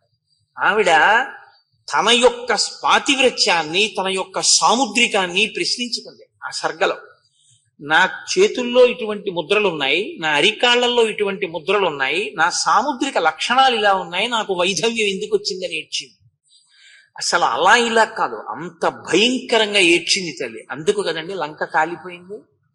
మహాపతివ్రత యొక్క కన్నీరు, ఆవిడ పొందినటువంటి క్షోభ, తండ్రి కొడుకులిద్దరూ కలిసి చేసినటువంటి దురాగతం, అటువంటి రావణాసురుణ్ణి నాయకుణ్ణి చేసి మాట్లాడడం ఏమిటి? ఎప్పుడూ మాట్లాడకూడదు. కనుక అటువంటి స్థితిలో ఆ తల్లి నేల మీద పడి కన్నీరు మున్నీరుగా ఏడుస్తుంటే, మీతో నేను మనవి చేశాను, ఎవరు ధర్మాన్ని నమ్ముకుని ఉన్నారో వారిని ఎప్పుడూ ఈశ్వరుడు ఏదో ఒక రూపంలో రక్షణ చేస్తూనే ఉంటాడు. ఎవడు అధర్మంతో ఉన్నాడో వాడు నేను చాలా గొప్పగా చేశాను అనుకున్నా, వాడి చేసినటువంటి పనిలో ఎక్కడో డొల్లతనం ప్రవేశించి అది నశించిపోతుంటాడు. ధర్మాధర్మములే మీరు రక్షింపబడడానికి కారణమై ఉంటాయి. కాబట్టి త్రిజట వచ్చి అంది సీతమ్మ తల్లి కింద పడి పొర్లి ఏడుస్తుంటే, నహికోపరీతాని హర్షపర్యుత్సుకాని చ భవంతి యుధి యోధానాం ముఖాని నిహతే పతవు. అమ్మా ఎందుకు అలా ఏడుస్తావు? ఆ విభీషణుని భార్య అనలా నిన్న ఓదార్చింది. ఆయన శిరస్సు తీసుకొచ్చి మాయా శిరస్సు అక్కడ పెడితే, ఇవాళ కూతురు త్రిజట ఓదారుస్తోంది. ఎలా నమ్మావమ్మా? రామలక్ష్మణులు నిహతులు అయిపోయారని నమ్మావా? ముఖంలో ప్రాణం పోతే పోయే తేజస్సు వేరుగా ఉంటుంది, ప్రాణాలు ఉంటే ఉండే తేజస్సు వేరుగా ఉంటుంది. నువ్వు వీళ్ళ మాటలకి భయకంపిత చిత్తం అయిపోయావు, కానీ నువ్వు జాగ్రత్తగా గమనించి చూస్తే రామలక్ష్మణులు శరీరం విడిచిపెట్టలేదు, వాళ్ళు బ్రతికే ఉన్నారు. వాళ్ళ ముఖాలలో తేజస్సు పోలేదు. ఇదం విమానం వైదేహి పుష్పకం నామ నామతః దివ్యం త్వాం ధారయే నైవం ఇద్యేతౌ గత జీవితౌ. అమ్మా నేను చెప్పే మాటల్లో నీకు బాగా నమ్మకం కలగడానికి ఒక మాట చెప్తాను. రామలక్ష్మణులు మరణించి ఉంటే నీకు వైధవ్యం కలుగుతుంది. నీకు వైధవ్యం కలిగితే పుష్పక విమానంలోకి విధవరాలు ఎక్కితే పుష్పకం పైకి లేవదు. అమంగళకరం కనుక నడవదు పుష్పకం, ఎక్కినా అక్కడే ఉంటుంది, కదలదు. నువ్వు ఎక్కితే పుష్పకం కదిలింది, వెళ్ళింది, వచ్చింది అంటే అమ్మా నువ్వు నిత్య సువాసినివమ్మా, నీకు అమంగళమా? ఒక్కనాటికి జరగదు. రామలక్ష్మణులు ఇద్దరూ జీవించే ఉన్నారు తల్లి, నా మాట నమ్ము. ఇంతకన్నా నీకు ప్రత్యక్ష సాక్ష్యం ఏం కావాలి? హత వీర ప్రధానాహి హతోత్సాహ నిరుద్యమ సేనా భ్రమతి సంఖ్యేషు చాతకర్ణీవ నౌజ్యలే. ఒక నావ సముద్రంలో వెడుతున్నప్పుడు దిక్సూచి లేకపోతే ఆ నావ సముద్రంలో అల్లకల్లోలంగా ఎలా తిరుగుతుందో, నాయకుడు మరణిస్తే సైన్యం అతలాకుతలం అయిపోతుంది. అతలాకుతలం అయిపోయిన లక్షణాలు లేవు. వానర యోధులందరూ రామలక్ష్మణుల చుట్టూ నిలబడి ఉన్నారు. ఇంకా వానర సైన్యం భీతి చెంది ఉంది తప్ప నాయకుడు మరణించినప్పుడు పొందేటటువంటి స్థితిలో లేదు. ఇంకా చుట్టూ నిలబడి ఉన్నారు అంటే రామలక్ష్మణుల్ని రక్షించుకుంటున్నారు, ఊపిరితో ఉన్నారు. వాళ్ళకి ఏ ప్రమాదం రాదమ్మా, నన్ను నమ్ము. ఇయం పునర సంభ్రాత నిరుద్విగ్నాతరస్విని సేనా రక్షతి కాకుత్సౌ మయా ప్రీత్యా నివేదితో. అమ్మా ఆ వానరసేన అంతా కూడా తొట్టుపాటు లేకుండా రామలక్ష్మణులు రక్షింపబడాలని వారిని సేవిస్తోంది. వాళ్ళు తొందరలో మళ్ళీ సంజ్ఞ పొందుతారు, వాళ్ళు స్పృహని పొందుతారు, వాళ్ళు సజీవులై నువ్వు చూస్తుండు తప్పకుండా రావణ సంహారం చేస్తారు. అమ్మా నేను నీ మీద ప్రేమతో చెప్తున్నాను, నా మాట నమ్ము. నేను నిన్ను ఊరడించడానికి పలుకులు పలుకుతున్నానని నువ్వు అనుకుంటున్నావేమో. అనృతం నోక్తు పూర్వం మే నచవక్షే కదాచన. నా జీవితంలో ఇత పూర్వం నేను ఎన్నడూ అబద్ధం ఆడలేదు, ఇక ముందు కూడా ప్రాణాలే పోయినా నేను అబద్ధం చెప్పను.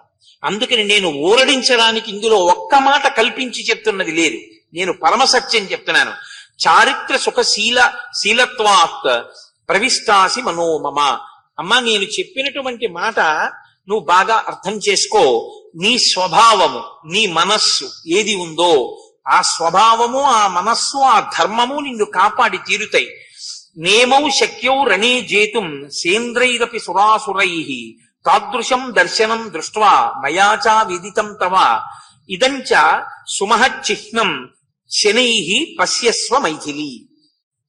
నేను నీతో సత్యం చెప్తున్నాను, ఇంద్రాది దేవతలందరూ వచ్చి నిలబడినా రామచంద్రమూర్తిని గెలవలేరు. ఆయన ప్రాణములతోనే ఉన్నాడు. ఇత పూర్వం నాకు కలిగినటువంటి స్వప్నాన్ని నేను నీకు చెప్పాను. నీవు తొందరలో రామచంద్రమూర్తితో కలిసి పట్టాభిషిక్తురాలవుతావు. రావణాసురుడు నిగ్రహింపబడతాడు. ఇది మధ్యలో వచ్చినటువంటి ఒక ఆపద.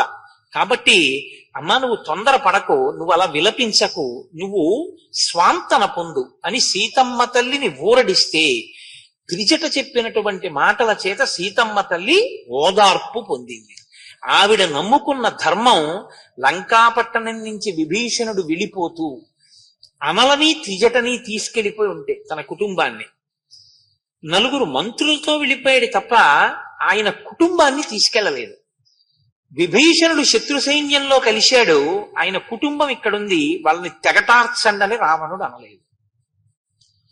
వాళ్ళని చంపండి అనలేదు సరికదా, త్రిజటని సీతమ్మ దగ్గరే కాపలాగా ఉంచాడు. అంటే రావణాసురుని యొక్క బుద్ధిలో ఏ నమ్మకం కలిగిందంటే, నా తమ్ముడు పనికి మాలినవాడు కానీ నా మరదలు నా తమ్ముడు కూతురు వాళ్ళు చాలా మంచి వాళ్ళు అనుకున్నాడు.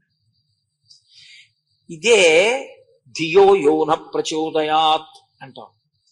ఎవరి బుద్ధిలో ఎలా ప్రవేశించాలో అలా ప్రవేశించి ఈశ్వరుడు రక్షిస్తుంటాడు. అది ఈశ్వర సంకల్పం. ఆయన విభీషణుడు కుటుంబాన్ని తీసుకెళ్లకుండా చేశాడు. ఈశ్వర సంకల్పం రావణాసురుడికి వాళ్ళ మీద అనుమానం రాకుండా చేశాడు. ఈశ్వర సంకల్పం భర్త ఊళ్ళో లేకపోయినా సీతమ్మని రక్షించడానికి మనం ఇక్కడ ఉండాలి అని ధర్మాన్ని నమ్ముకుని వాళ్ళిద్దరూ సీతమ్మ తల్లికి సేవిద్దామన్న బుద్ధిని అలా నిలబెట్టారు. నిలబెట్టి వాళ్ళిద్దరూ ఎప్పుడెప్పుడు ప్రమాదం వస్తే అప్పుడప్పుడు సీతమ్మ తల్లిని ఊరడిస్తుంటారు. లేకపోతే ఏమో నా తల్లి ఆ శోకంలో గుండెయే పగిలిపోయి ఉండేదేమో. అలా ఎవరు ధర్మాన్ని నమ్ముకున్నారో వాళ్ళని ఈశ్వరుడు ఏదో ఒక రూపంలో రక్షిస్తూనే ఉంటాడు. దానికి ఎదురు లేదు. ఇది సత్యం సత్యం పునఃసత్యం. ఈ విషయాన్ని చెప్పడానికే యుద్ధకాండలో జరిగేటటువంటి విశేషాల్లో అంతగా ఎంత వ్యూహం రచన చేస్తాడో రావణాసురుడు, అటువైపు అంత ప్రమాదం మిగులుతుంది. ఇటువైపు అకస్మాత్తుగా ఊహించని రీతిలో ఎవరో వచ్చి రక్షణ చేస్తుంటారు. కాబట్టి ఇప్పుడు సీతమ్మ తల్లి ఊరట పొందింది. అక్కడ లక్ష్మణుని కన్నా ఎక్కువ ప్రజ్ఞ కలిగిన వాడు, ఎక్కువ పరాక్రమం ఉన్నవాడు, ఎక్కువ బలమున్నవాడు రామచంద్రమూర్తి. నేను మీతో మనవి చేశాను, నాగాస్త్ర ప్రయోగం చేస్తే ఇక బ్రతకడం కష్టం. ఎందుకని అంటే దెబ్బల వలన నిత్తురు కారడం వల్ల కాదు. నాగాస్త్ర బంధనం చేసినప్పుడు ఆ నాగములు, ఆ పాములు విషాన్ని ఎక్కిస్తుంటాయి శరీరంలోకి. ఎంతసేపు ఎక్కిస్తాయంటే ఆ వ్యక్తి మృతి చెందేంత వరకు ఎక్కిస్తుంటాయి. ఒక పక్క విషం ఎక్కిస్తూనే రక్తం పోయింది. అయినా సరే లక్ష్మణుని కన్నా ముందు రాముడు స్పృహ పొందాడు. ఆయన సమస్త అస్త్ర శస్త్ర విశారదుడు. వేదేచ వేదేషు వేదాంగేషు చ నిష్ఠిత అని కదా హనుమ చెప్పారు. ఆయనకి తెలుసు సమస్త అస్త్రముల గురించి. కాబట్టి ఇప్పుడు ఆయన ఒక నిర్ణయానికి వచ్చారు, నేను స్పృహని పొందాను, కానీ నేను లేచి నిలబడి ఏదో చెయ్యగలనన్న నమ్మకం లేదు. ఎందుకంటే ఈ అస్త్రం విడిచిపెట్టదు. ఎవరూ వచ్చి విడిపించగలిగిన వాళ్ళు లేరు.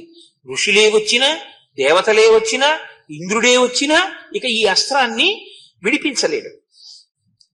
నేను కనీసం స్పృహని పొందాను, ఈ లక్ష్మణుడు స్పృహని పొందలేదు. కాబట్టి ఇతను మృత్యువుని పొందుతున్నాడు అనుకున్నారు రామచంద్రమూర్తి. నేను నరుడి కథ కాదండి వినమన్నాను. ఇప్పుడు రాముని యొక్క శీల వైభవం బయటకు వస్తుంది. ఆయన సీతమ్మ గురించి ఏడవలేదు. ఆయన ముందు దేనికి ఏడ్చారంటే పక్కన పడిపోయి ఉన్నటువంటి లక్ష్మణుణ్ణి చూసి ఏడ్చారు.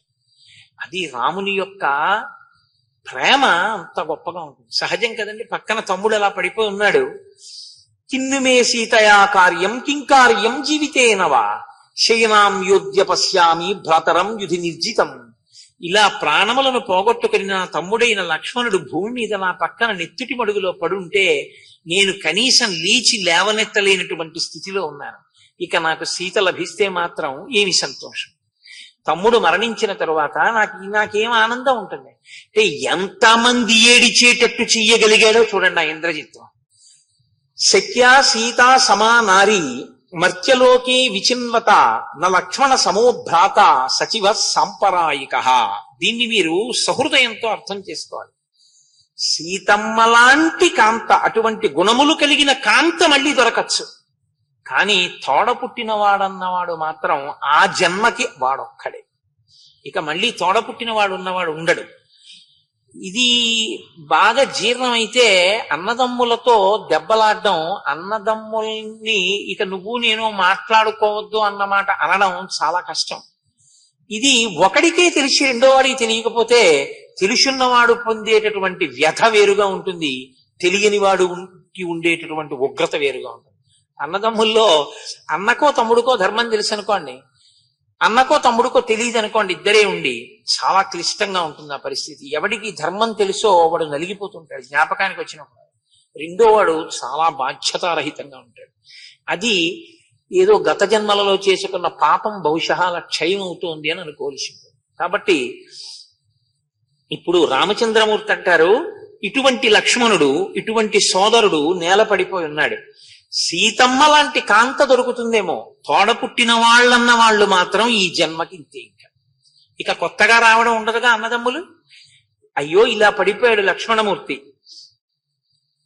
పరిత్యక్షామ్యహం ప్రాణాన్ వానరాణాంతు పశ్యతాం యది పంచత్వమాపన్నః సుమిత్రానందవర్ధనః. నా సోదరుడైనటువంటి లక్ష్మణమూర్తి ప్రాణములను విడిచిపెట్టాడు కాబట్టి ఈ వానరుల సమక్షంలో నేను కూడా ప్రాణం విడిచిపెట్టేస్తాను.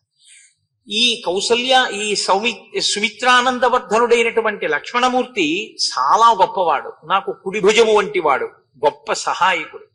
ఇటువంటి వాడు ఇలా నేల మీద పడిపోయిన తర్వాత నిజంగా ఒకవేళ నేను బతికి సీతమ్మనే పొందిన, నేను తిరిగి కోసల రాజ్యానికి వెళ్ళినప్పుడు సుమిత్ర ఎదురొచ్చి, నా కొడుకు నీకు సహాయం చేయడానికి నీతో వచ్చాడు కదా, ఒక్కడవే వచ్చావే, నా కొడుకు ఏడని అడిగితే నేనేం చెప్పనని. నిజంగా రామచంద్రమూర్తి యొక్క ప్రేమ, అన్నదమ్ముల ప్రేమ అంటే ఎలా ఉండాలి అన్నదానికి రాముడు మార్గదర్శకంగా నిలబడతాడు.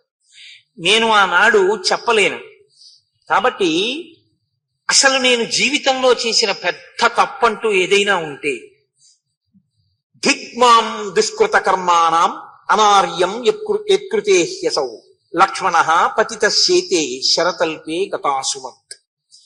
లక్ష్మణుణ్ణి అరణ్యవాసానికి తీసుకురావడం ఏంటి? నేను తిరస్కరించద్దు, తమ్ముడా నువ్వెందుకురా అరణ్యవాసానికి అననద్దు, అరణ్యవాసానికి తీసుకొచ్చాను. నేను చేసినటువంటి పాపకార్యము యొక్క ఫలితం ఇప్పుడు అనుభవిస్తున్నాను.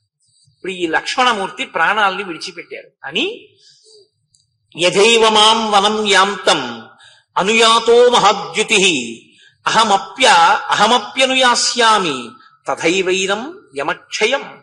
నేను అరణ్యాలకు బయలుదేరుతున్నప్పుడు అన్నా నిన్ను సేవిస్తాను అని నా వెంట వచ్చాడు. అటువంటి లక్ష్మణమూర్తిని నేను దక్కించుకోలేకపోయాను.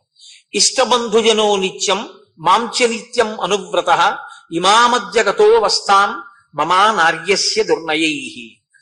ఆయన బంధువుల చేత, అందరి చేత ప్రీతిని పొందినవాడు, బంధువులందరి చేత గౌరవింపబడినవాడు. అటువంటి వాడు ఇటువంటి దురవస్థకి లోనైనటువంటి వాడు.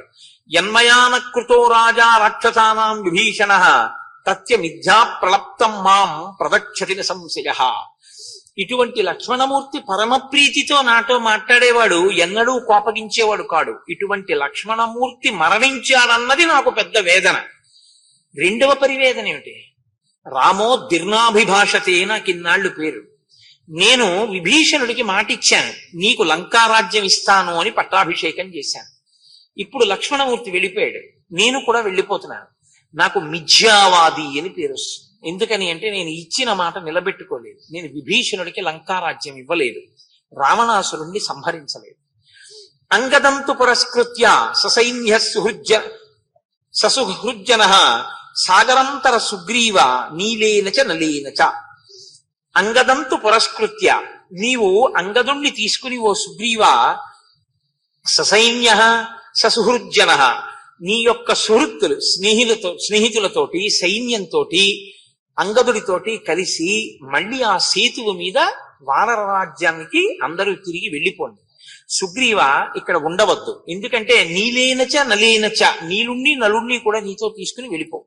ఎందుకంటే ఇక మేమిద్దరం ప్రాణములతో ఉండడం సంభవం అయ్యేటటువంటి విషయం కాదు.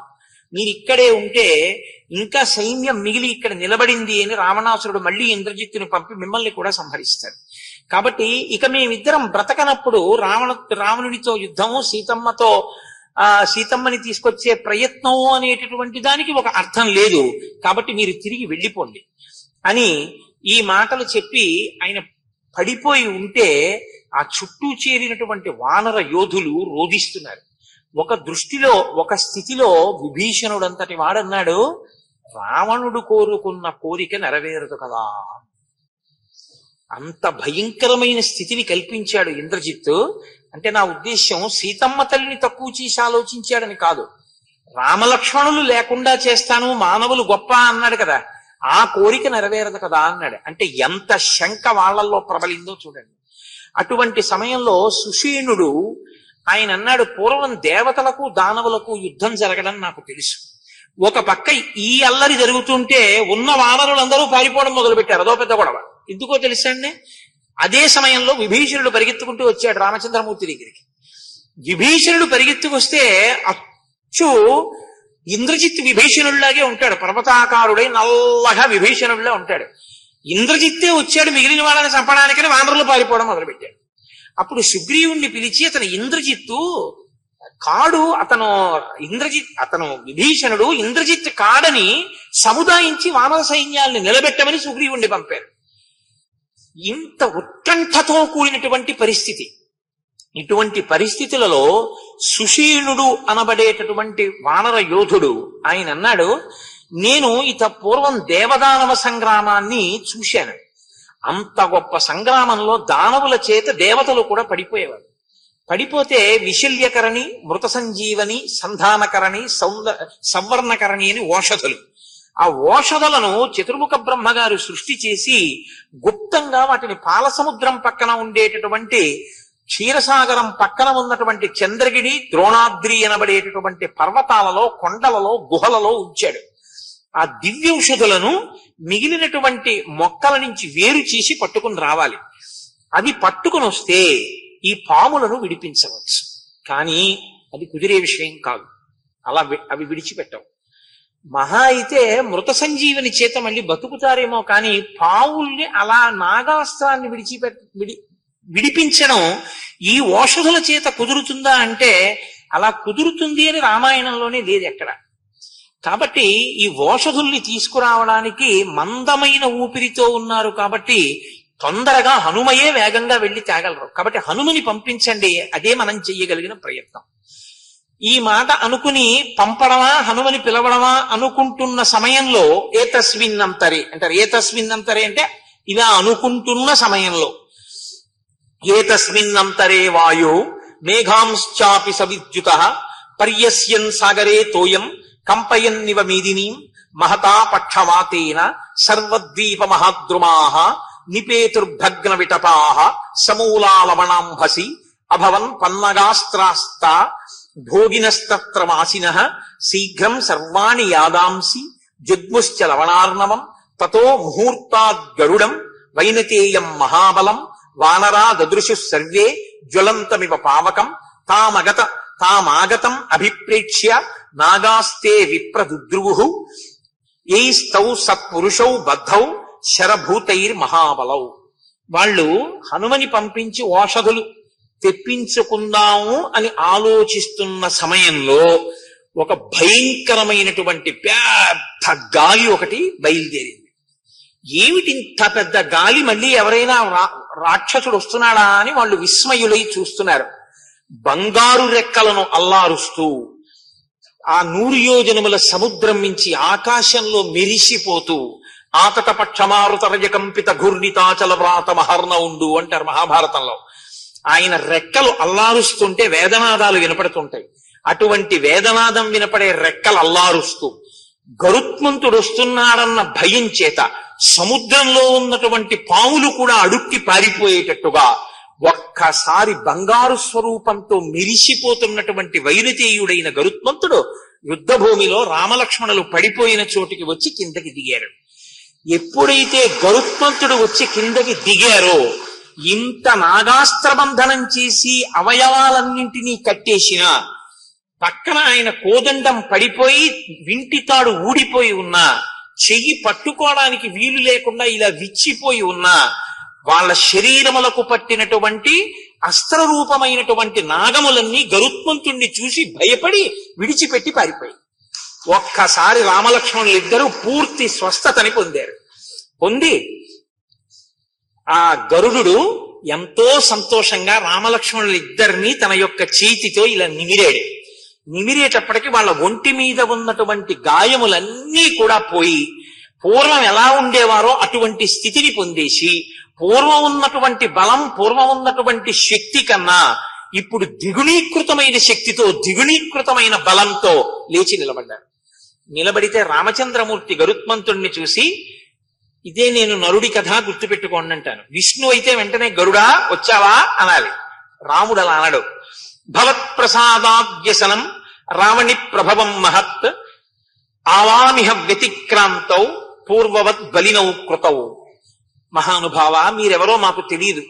ఇటువంటి ఆపత్కాలంలో మీరు వచ్చారు. మాకు కలిగినటువంటి ఆపద తొలగిపోయింది.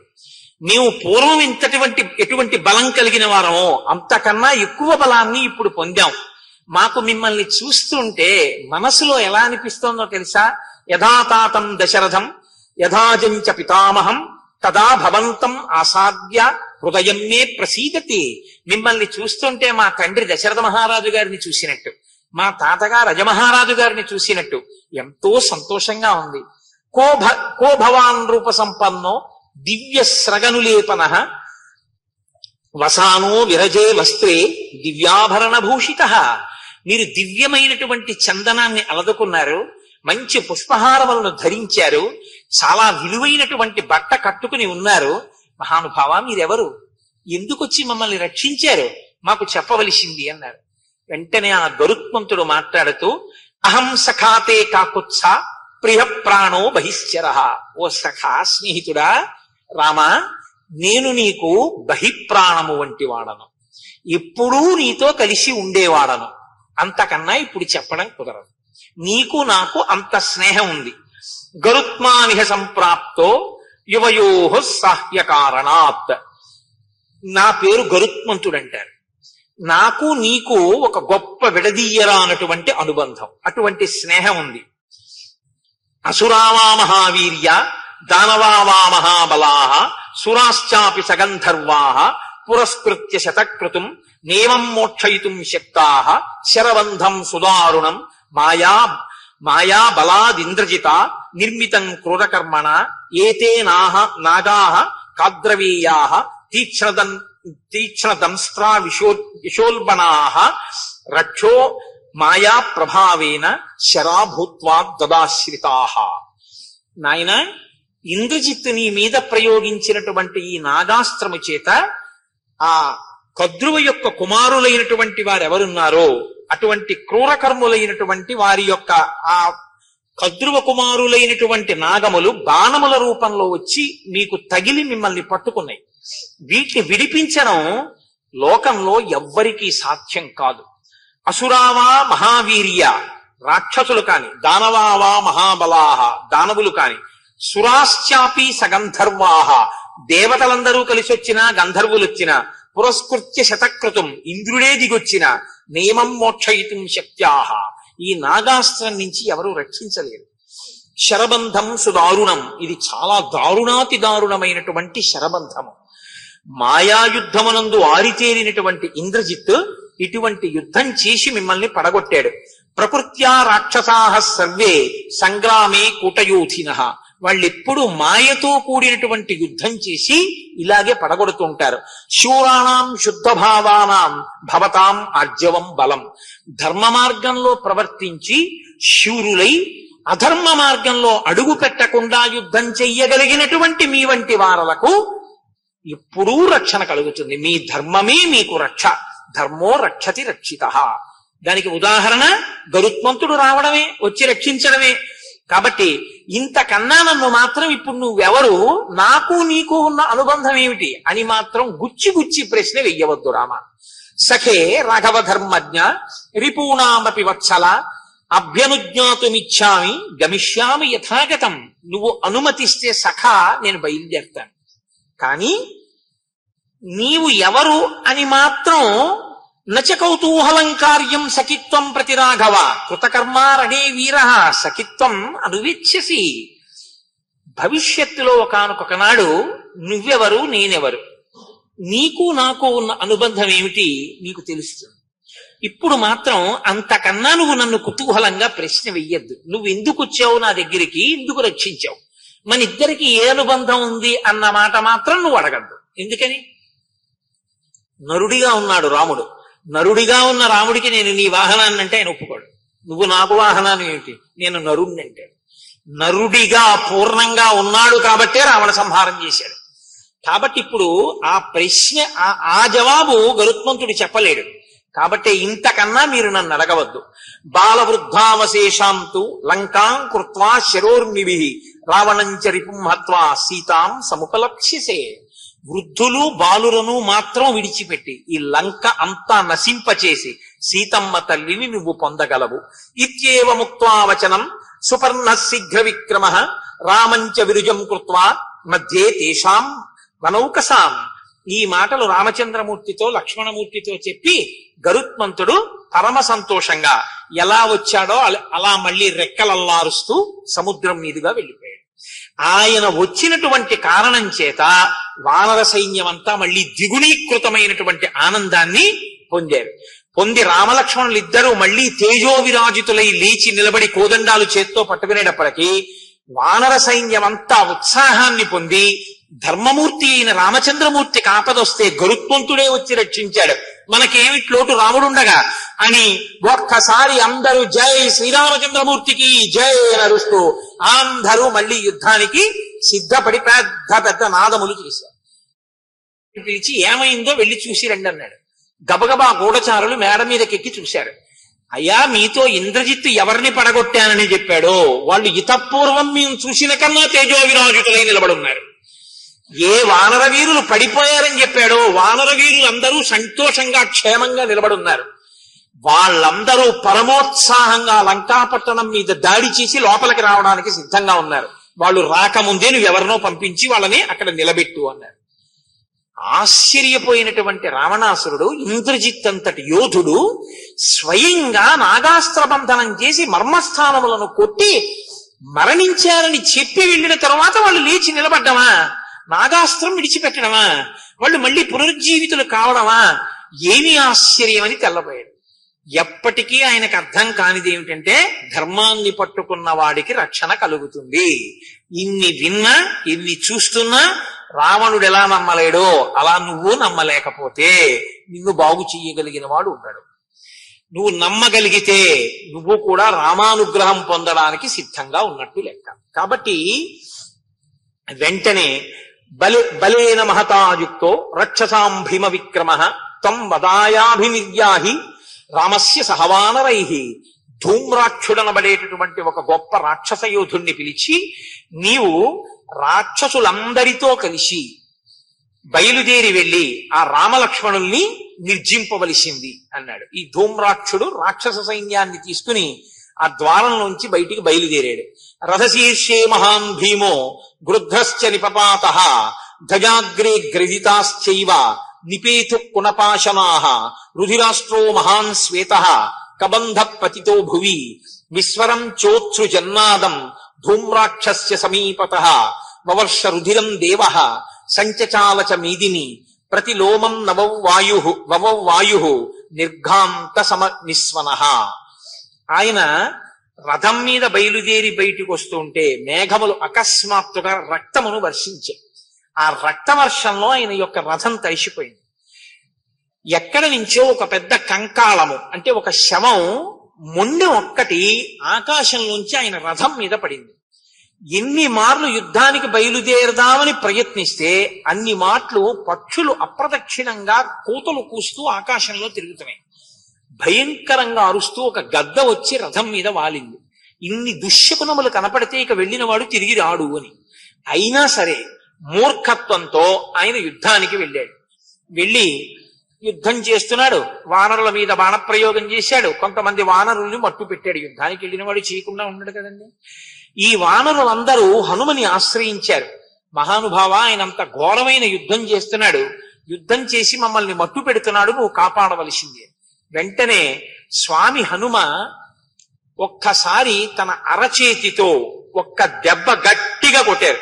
కొట్టి ఆ రాక్షసుణ్ణి మర్దిస్తే ఆ ధూమ్రాక్షుడనేటటువంటి వాడు నెత్తురు కప్పుకుని శరీరం విడిచిపెట్టి ఆ యుద్ధ భూమిలో పడి ప్రాణములను విడిచిపెట్టారు. అక్కడతో ధూమ్రాక్ష వధ పూర్తయింది.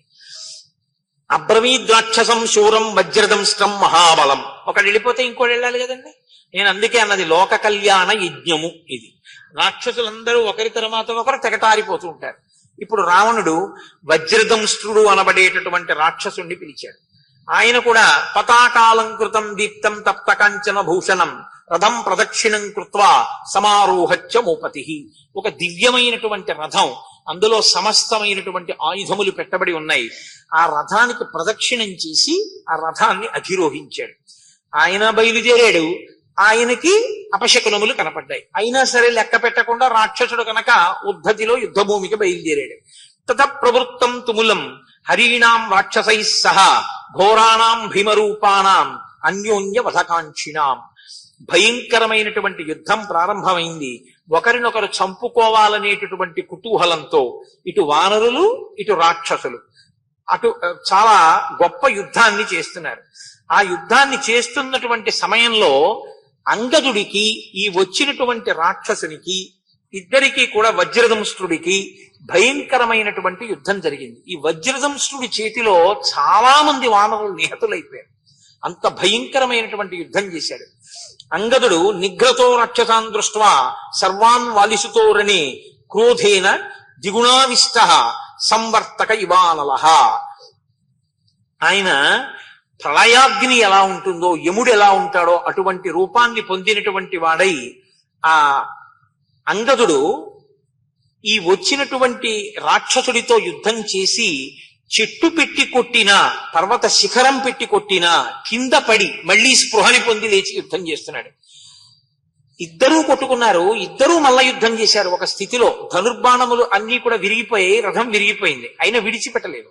విడిచిపెట్టకుండా ఇద్దరూ మల్ల యుద్ధం చేస్తున్నారు. ఆ మల్ల యుద్ధం చేస్తున్న సమయంలో ఇద్దరికీ లేచి ఇంక యుద్ధం చెయ్యడానికి ఓపిక లేనంతగా కొట్టుకుని ఇద్దరూ నవరంధ్రములలోంచి నెత్తురు కక్కారు. నెత్తురు కక్కి పడిపోయారు. చాలా ఆగ్రహించినటువంటి అంగదుడు ఒక్క పెట్టున లేచి చర్మంతో చేయబడినటువంటి డాలులో ఒక గొప్ప బంగారు కత్తి పెట్టుకుని వచ్చాడు. ఆ రాక్షసుని యొక్క బంగారు కత్తిని పైకి తీసి ఆయన యొక్క కంఠాన్ని దాంతోటే కోసేశాడు. కోసేస్తే ఆ వచ్చినటువంటి రాక్షసుడు అక్కడతో మరణించాడు.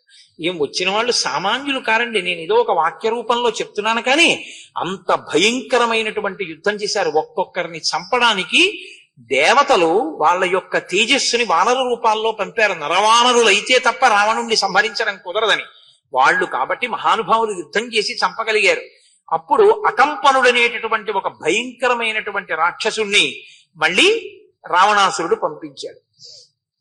తతోన్యం వృక్షముత్పాట్య కృత్వావేగం అనుత్తమం శిరస్యభి జఘానాశు రాక్షసేంద్రం అకంపనం స వృక్షేణ హతస్తేన సక్రోధేన మహాత్మన రాక్షసో వానరేంద్రేణ పపాత చ మమారచ తం దృష్ట్వా నిహతం భూమౌ రాక్షసేంద్రం అకంపనం వ్యధితా రాక్షసాః సర్వే క్షితికంప ఇవ ద్రుమాః.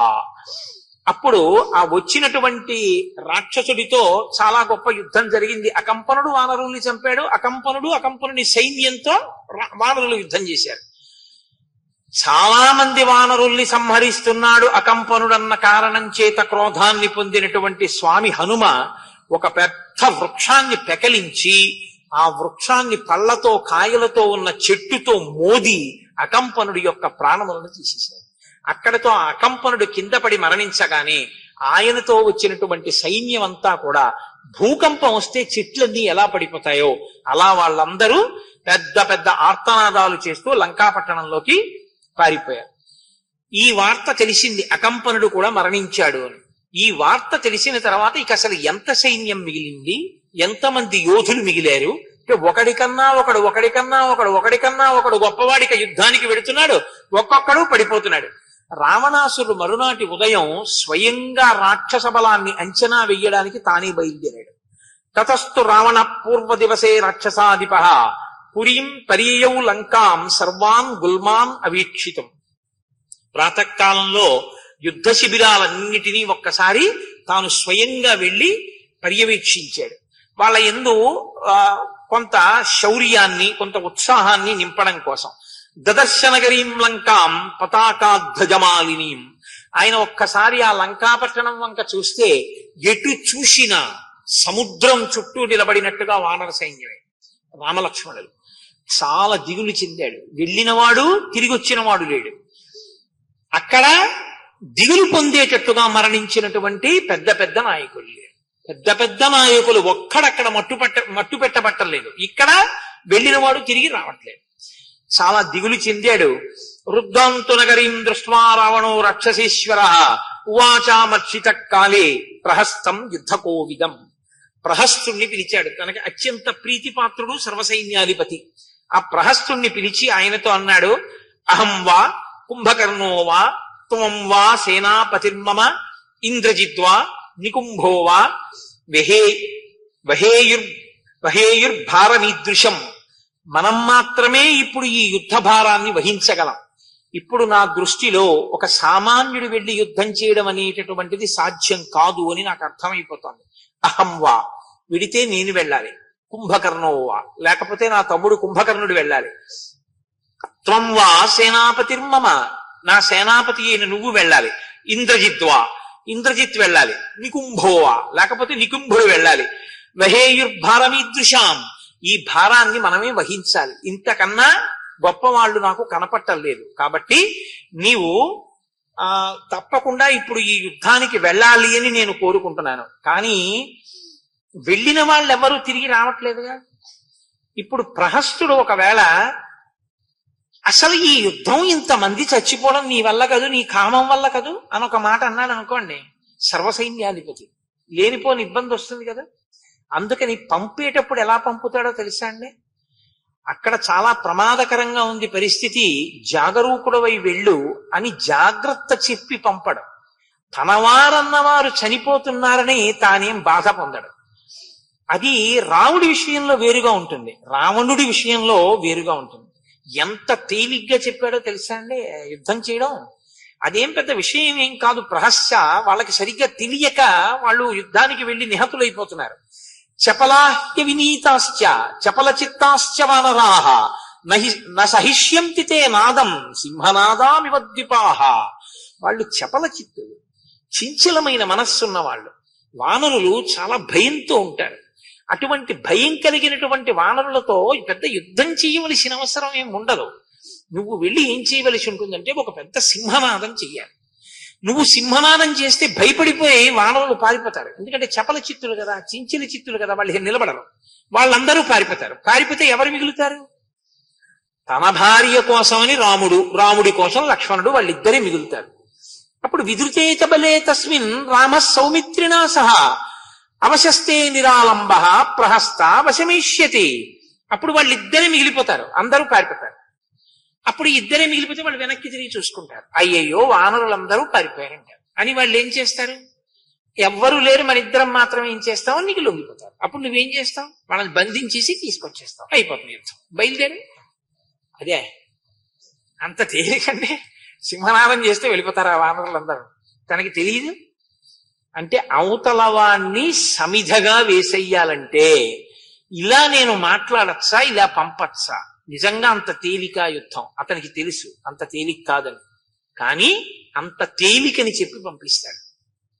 ఇది ఇన్నాళ్ళు రావణాసురుడితో అంట కాగి రావణాసురుడికి ప్రీతి కలిగేటట్టుగా మాట్లాడి తనకి సత్యం తెలుసున్నా మాట్లాడకుండా, విభీషణుడు విడిపోయినప్పుడు వెళ్లకుండా రావణాసురుణ్ణి అంటిపెట్టుకున్నందుకు ఫలితం అనుభవించద్దు.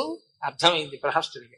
ఇప్పుడు నన్ను వేశాడు సమిధ కింద అంటే నేను వెళ్ళిపోతాననుకున్నాడు. అనుకుని ఆయన అన్నాడు, సోహం దానైశ్చ మానైశ్చ సతతం పూజితస్త్వయా సాంత్వైశ్చ వివిధై కాలే కిం న కుర్యాం ప్రియం తవ.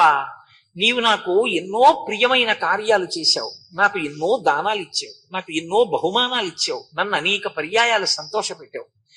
కాబట్టి ఇప్పుడు నువ్వు నన్ను ఒకటి అడిగితే నేను చేయకుండా ఎలా ఉంటాను? కాబట్టి చేస్తాను. నహిమే జీవితం రక్ష్యం పుత్రదార ధనానివా త్వం పశ్య మాం జుహూషంతం త్యదర్థం జీవితం యుధి. ఆయన వెళ్ళేటప్పుడే అమంగళకరమైన మాట మాట్లాడేశాడు. ఆయన అన్నాడు, నా జీవితాన్ని ఈ యుద్ధం అనబడేటటువంటి హోమంలో ఆజ్యముగా సమర్పించేస్తాను. అంటే నేను గెలిచి వస్తానని ఆయన చెప్పలేదు.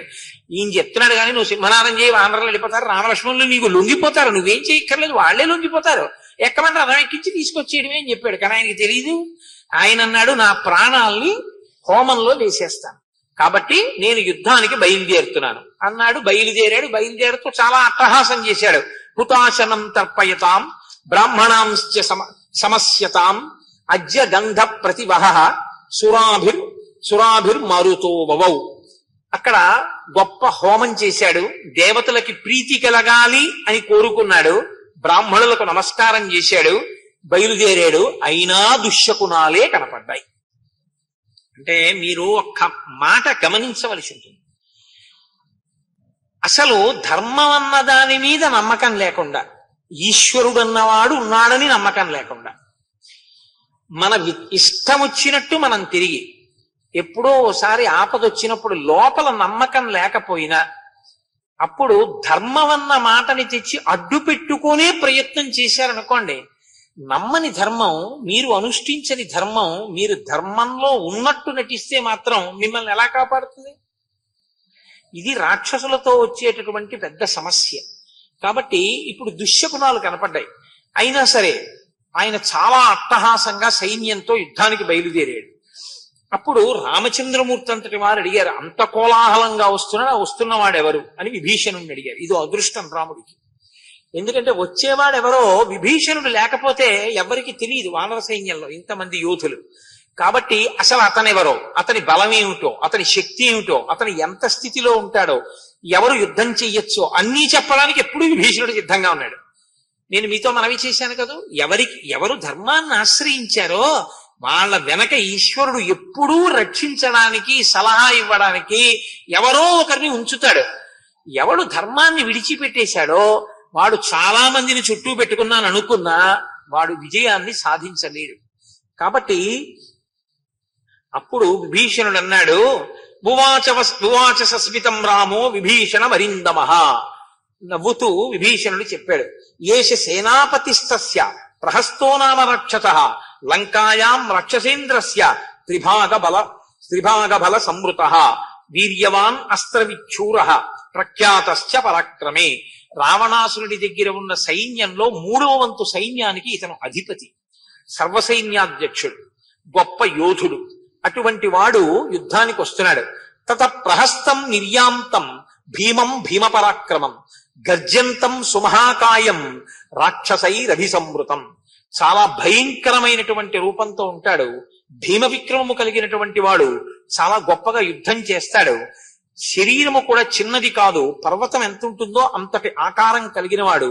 అనేక మంది రాక్షసుల చేత పరివేష్టింపబడి ఉంటాడు. ఇప్పుడు ఆయన సర్వసైన్యాధిపతి. కాబట్టి ఆ సర్వసైన్యాధిపతితో ఎవరు యుద్ధం చేశారు? ఇటువైపు సర్వసైన్యాధిపతి యుద్ధం చేశారు. ఇటువైపు సర్వసైన్యాధిపతి నీలుడు.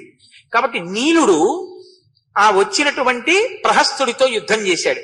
ఇద్దరూ కలిసి చాలా సంకులమైనటువంటి సమరమే జరిగింది ఇద్దరికి అంత గొప్ప సంకుల సమరము జరిగిన తరువాత నీలుడు ఒక పెద్ద శిలని ఎత్తి అత్యంత వేగంతో వచ్చి ఆ వచ్చినటువంటి ప్రహస్తుడి తల మీద పడేశాడు. అంత పెద్ద శిల తల మీద పడేస్తే ఎవడు మాత్రం బతుకుతాడండి? దాని కింద పడి మాంసపు ముద్దయిపోయాడు ప్రహస్తుడు. ఆ విధంగా వచ్చినటువంటి ప్రహస్తుడు కూడా మరణించాడు అన్న మాట సర్వసైన్యాధిపతి కూడా మరణించాడన్న మాట రావణాసురుడికి అందింది. అయ్యా, నువ్వు పంపించిన వాళ్ళల్లో నీ సర్వసైన్యాధిపతి కూడా మడిసిపోయాడు. ఇప్పుడు స్వయమేవ గమిష్యామి రణశీర్షం తమద్భుతం. రావణుడు అన్నాడు, నేనే వెడుతున్నాను యుద్ధానికి, ఇక వీరుల్ని పంపను. ఈ యుద్ధం తాడో పేడో తేలిపోవలసిందే. రామరావణ సంగ్రామం ప్రారంభం కావలసిందే. రాముణ్ణి వధిస్తాను, నేనే బయలుదేరుతానన్నాడు. అద్యతద్వానరానీకం రామంచ సహలక్ష్మణం నిర్దహిష్యామి బాణౌఘై వనం దీప్తైర్వాగ్నిభిః అద్య సంతర్పయిష్యామి పృథివీం కపిశోనితై. ఎప్పుడూ పలుకుతాను ఈ డాంబికాలు, వానరుల యొక్క రక్తంతో ఈ భూమికి తర్పణ చేస్తాను. ఒక అగ్నిహోత్రం ఆ అరణ్యంలో ఎండిపోయిన చెట్లను ఎలా కాలుస్తుందో అలా రామలక్ష్మణుల్ని నా బాణ పరంపర చేత నిగ్రహిస్తాను. కాబట్టి నేనే స్వయంగా బయలుదేరుతున్నానన్నాడు. యుద్ధానికి బయలుదేరాడు. ఇప్పుడు రావణాసురుడు యుద్ధానికి బయలుదేరడం అంటే సామాన్యమైన విషయం కాదు. ఒక్కొక్కడు 1,000,000 మందితో యుద్ధం చెయ్యగలిగినటువంటి యోధాన యోధులు ఆయనతో బయలుదేరారు. అసలు ఆ రూపం అలా ఉంటుంది రావణాసురుడు. అంతటి తేజోమూర్తి, అందులో సందేహం లేదు. ఆయన చేసిన తపస్సు అటువంటిది. కాబట్టి రాముడంతటి వాడు ఆశ్చర్యపోయిన అసలు ఆ కోలాహలాన్ని, ఆ ధ్వనిని అలా వస్తోంది అటువంటి గొడుగు, చంద్రమండల సన్నిభమైనటువంటి తెల్లటి గొడుగు వస్తోంది. ఆ వెనక అన్ని గొడుగులు వస్తున్నాయి. అంతమంది యోధులు, ఏనుగులు, ఒంటెలు, పులులు అన్నింటితో వస్తున్నారు. ఎవరు వాళ్ళు అని అడిగాడు విభీషణుడిని. ఆ రాముడు అడిగినప్పుడు నానా పతాకాధ్వజ శస్త్రజుష్టం ప్రాసాసి శూలాయుధ శస్త్రజుష్టం సైన్యం గజేంద్రోపమ నాగజుష్టం కస్యేదమాక్షోభ్య అభీరుజుష్టం. ఆ వస్తున్నటువంటి సైన్యం అంత భయంకరంగా ఏనుగులతో, అంతమంది వీరులతో వస్తోంది. వాళ్ళెవరో నాకు చెప్పవలసింది అని అడిగాడు. అడిగితే అప్పుడు విభీషణుడు చెప్పాడు. ఆ వస్తున్న వాళ్ళలో అకంపనుడు అనబడేటటువంటి వాడు ఉన్నాడు. వాడు సింహధ్వజం కలిగినటువంటి రథం మీద ఎక్కి వస్తాడు. ఇంద్రధనస్సు ఎలా ఉంటుందో ఆయన యొక్క ధనస్సు అలా ఉంటుంది. ఆ వెనక్కాతల వస్తున్నవాడు ఇంద్రజిత్. బ్రహ్మదేవుని యొక్క వరప్రభావం చేత మాయాయుద్ధం చేస్తాడు, మేఘాల్లో నిలబడి యుద్ధం చేస్తాడు. ఇంద్రజిత్ గురించి నేను చెప్పక్కర్లేదు. ఏనుగు యొక్క దంతములు పైకి ఎలా వచ్చి ఉంటాయో, అన్ని ప్రాణులకు దంతములు నోట్లో ఉంటే ఒక్క ఏనుగుకి దంతములు పైకి ఉంటాయి. అలాగే ఇంద్రజిత్తుకి కూడా కోరలు పైకి వచ్చి ఉంటాయి. అంత భయంకరమైన రూపం ఉన్నవాడు. ఇంకొకడు అతికాయుడు. ఆయన రధికులలో కల్లా చాలా శ్రేష్ఠుడైన వాడు. అత్యంత వేగంగా వింటినారిని లాగుతూ యుద్ధం చెయ్యగలడు. ఉదయిస్తున్నటువంటి సూర్యుడు ఎలా ఉంటాడో అటువంటి నేత్రములతో ఉన్నటువంటి వాడు మహోదరుడు. ఈయన ఎక్కినటువంటి ఏనుగు మెడలో కట్టబడినటువంటి గంట యొక్క శబ్దమే అంత భయంకరంగా ఉంటుంది. అటువంటి శబ్దము కలిగినటువంటి గంట కట్టబడిన ఏనుగునిక్కి యుద్ధం చేస్తుంటాడు. ఇంకొకడు పిశాచుడు అనబడేటటువంటి రాక్షసుడు. ఆయన గుర్రం ఎక్కి చాలా భయంకరమైన యుద్ధాన్ని చేస్తాడు. ఒక పర్వతం ఎంత ఉంటుందో అంత శరీరంతో ఉండి యుద్ధం చేసేవాడు త్రిశూరుడు. ఆయన కూడా యుద్ధానికి వస్తున్నాడు. వేరొకడు చాలా విశాలమైనటువంటి వక్షస్థలము కలిగినటువంటి వాడు. ఆయన కుంభాసురుడు. ఆయన ధనుష్టంకారం చేస్తూ ఇంద్రనీలమణుల చేత పొదగబడినటువంటి అగ్నివలి ఒప్పుతున్నటువంటి వజ్రఖచితమైన బంగారంతో నిర్మింపబడిన ధనస్సు పట్టుకుని యుద్ధం చేస్తూ ఉంటాడు. వేరొకడు నరాంతకుడు. ఆయన కేవలము పర్వత శిఖరములను విసిరి యుద్ధం చేస్తాడు. అంత గొప్ప యోధులతో కలిసి వస్తున్నాడు. అదిగో ఆ మధ్యలో వస్తున్నాడే ఆయనే రావణాసురుడు. యశ్చైషనానా విదఘోర రూపై వ్యాఘ్రోష్ట్ర నాగేంద్ర మృగాశ్వవక్త్రై భూతైవృతో భాతి వివృత్త నేత్రై సోసౌ సురాణం అపిదర్పహంత. ఆ రాక్షసరాజైనటువంటి రావణుడు భయంకరమైనటువంటి రాక్షసులతో కలిసి వస్తున్నాడు. ఆయన వెనక వచ్చేటటువంటి రాక్షసుల ముఖాలు మామూలు ముఖాల్లా కూడా ఉండవు. పెద్ద పులుల యొక్క ముఖాలు, మదపుటేనుగుల యొక్క ముఖాలు, ఒంటెల యొక్క ముఖాలు ఎలా ఉంటాయో అటువంటి ముఖములు కలిగిన రాక్షసుల చేత పరివేష్టితుడై తెల్లటి గొడుగులో వస్తున్నాడు. ఆ వస్తున్నటువంటి రావణాసురుని యొక్క అసౌ కిరీటీ చలకుండలాస్యో నాగేంద్ర వింధ్యోపమ భీమకాయ మహేంద్ర వైవస్వత దర్పహంత రక్షోదీప సూర్య ఇవామ భాతి.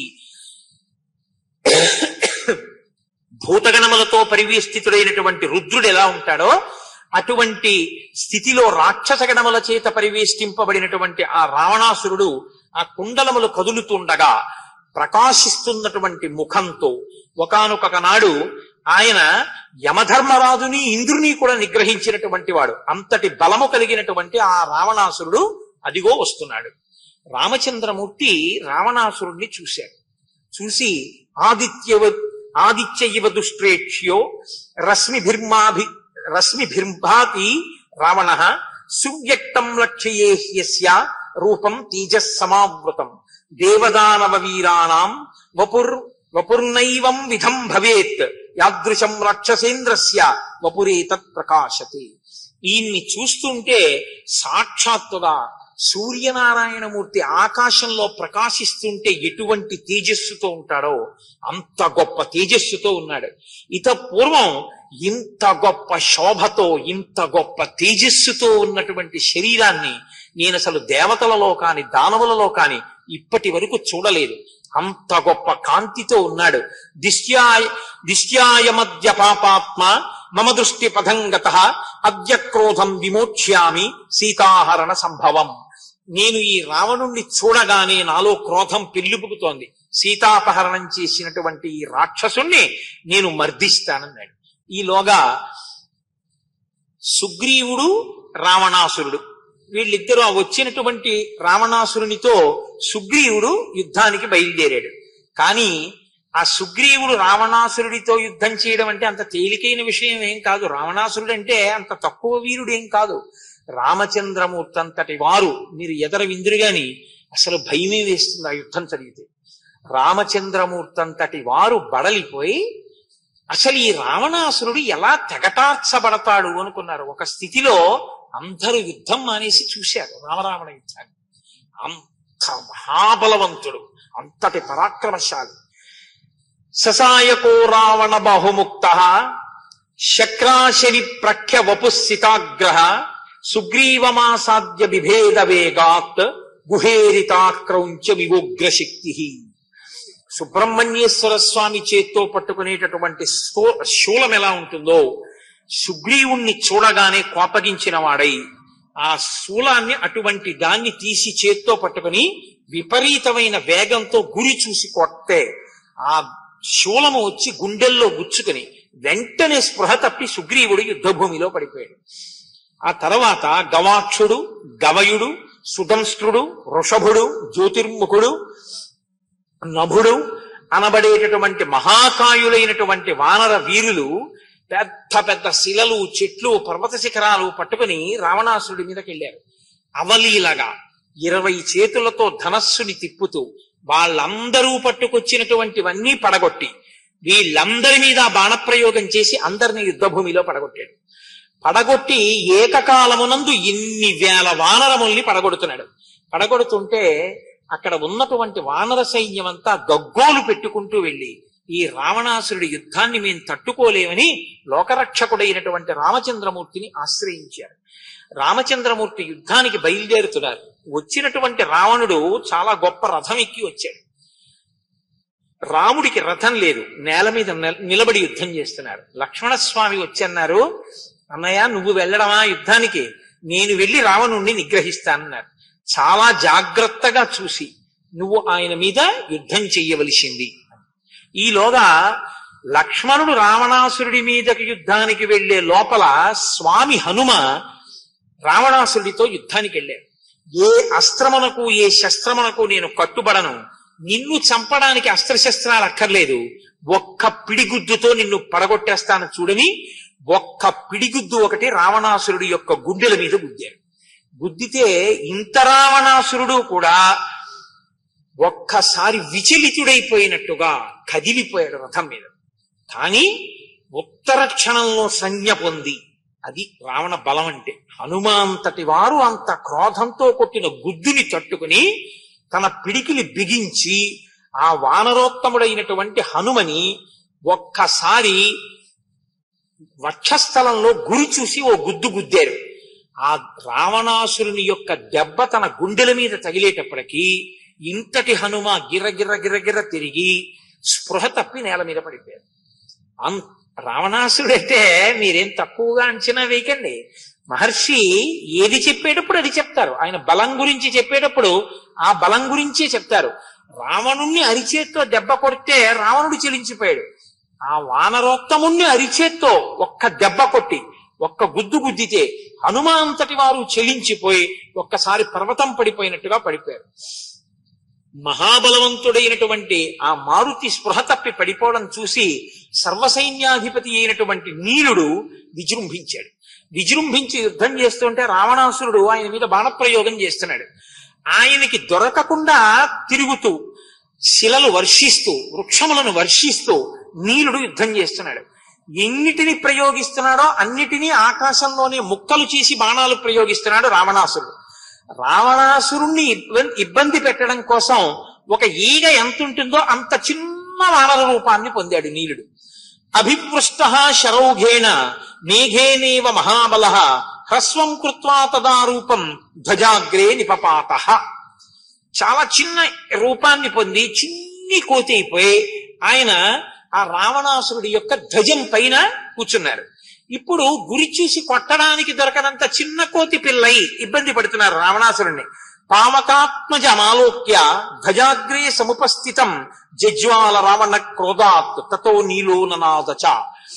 అంత చిన్న రూపంతో ఉన్నటువంటి అగ్నిహోత్రుని యొక్క అంశతో జన్మించినటువంటి నీలుణ్ణి చూసి చాలా కోపగించినటువంటి రావణాసురుడు ఎలా నిగ్రహించాలని చూస్తున్నారు. ఈలోగా చాలా చిన్న రూపంతో ఉన్నాడు కాబట్టి ధ్వజాగ్రే ధనుషశ్చాగ్రే కిరీటాగ్రే చతం హరిం లక్ష్మణోద హనుమాంశ్చ దృష్ట్వా రామశ్చ విస్మితాః.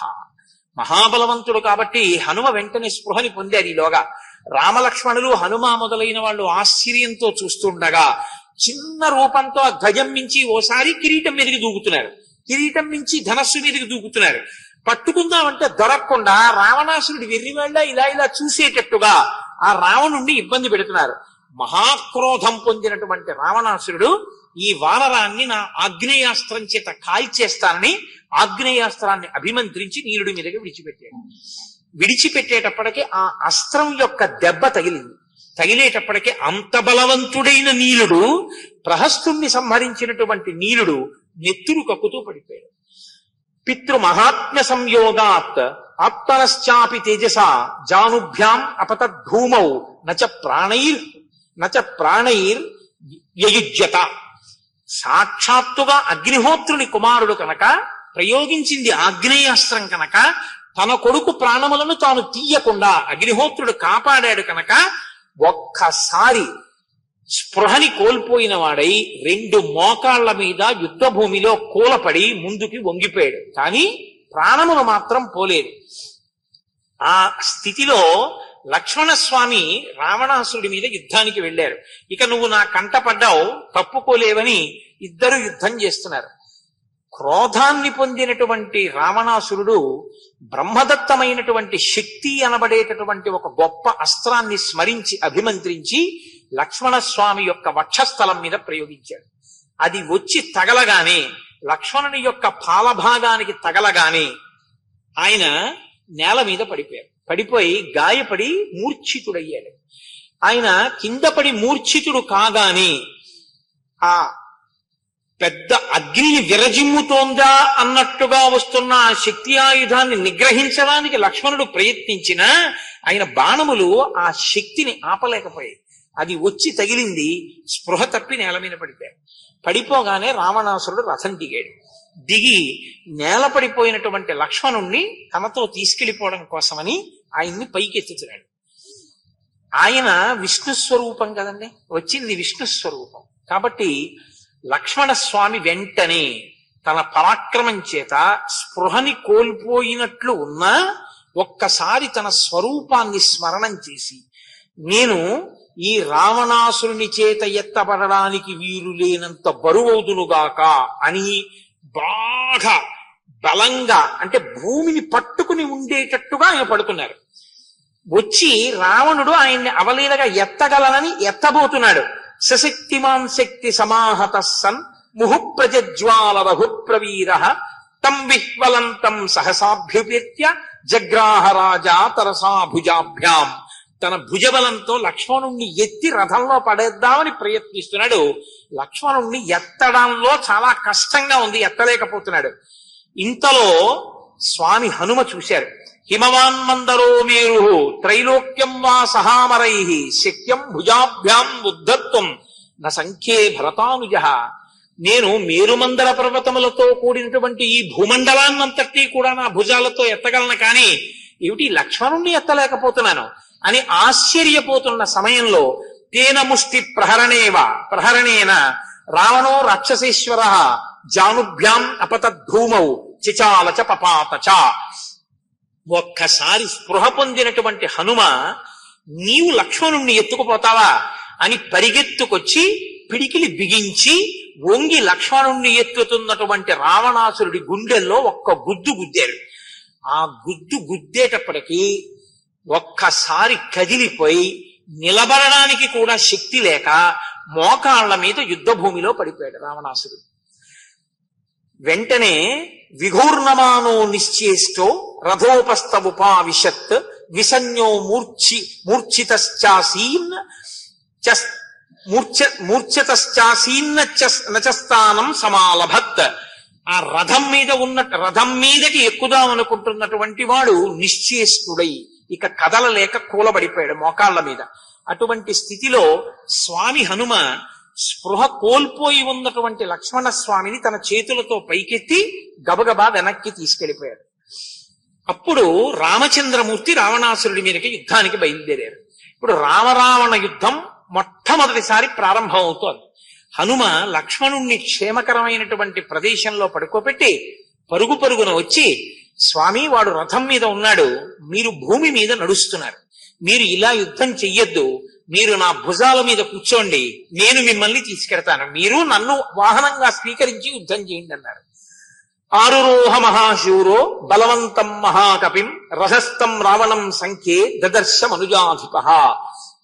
ఆ హనుమ యొక్క భుజాల మీద కూర్చున్న వారై ఆ రావణాసురుణ్ణి చూసి, నిలు రావణ, నువ్వు ఎక్కడికి వెళ్ళిపోతావు, ఏ దేవతల దగ్గరికి వెళ్ళినా, ఏ లోకానికి వెళ్ళినా, నువ్వు ఇంతకాలం నుంచి ఆరాధిస్తున్నటువంటి శంకరుడి పాదాలే పట్టుకున్నా నువ్వు ఇవాళ రక్షింపబడావు. నా యొక్క ఆగ్రహాన్ని పొందావు కాబట్టి నీవు నశింపబడేటట్టుగా నా బాణముల చేత నిన్ను నిగ్రహిస్తాను అన్నారు. వెంటనే రావణాసురుడు సంజ్ఞ పొంది లేచి రథంలో నిలబడి ధనస్సుని పట్టుకుని బాణాలు పట్టుకుని ఆ రామచంద్రమూర్తి ఎక్కి వస్తున్నటువంటి హనుమ మీద ఏకకాలంలో అనేక బాణములను ప్రయోగించాడు. ప్రయోగిస్తే అసలే ఎర్రటి ముఖం కలిగిన వారు స్వామి. ఆ శరీరం అంతా బాణముల చేత కొట్టబడి పూచిన మోదుగ చెట్ట అన్నట్టుగా, పర్వతం నుంచి సెలయేర్లు ప్రవహించినట్టుగా ఒంటిలోంచి నెత్తురు కాల్వలై ప్రవహిస్తాను. ఒక్కసారి రామచంద్రమూర్తి ఇలా చూశారు హనుమని. తనని ఆశ్రయించిన వాడు, తన పట్ల మహాభక్తి కలిగిన వాడు, తనకి వాహనమై తనని వహిస్తున్న వాణ్ణి అన్ని బాణములతో కొట్టేటప్పటికీ తతో రామో మహాతేజ రావణేన కృతవ్రణం దృష్ట్వా ప్లవగశార్దూలం కోపస్య వశమే యువాన్. ఎన్నడూ కోపం రానటువంటి రామచంద్రమూర్తికి అపారమైనటువంటి కోపం కలిగింది. వెంటనే తన ధనస్సుని మండలాకారంగా తిప్పి చక చక చక చక ఇంకసలు ఆలోచించడానికి వీలు లేని రీతిలో బాణప్రయోగం చేశారు. తస్యాభిచక్రం యరథం సచక్రం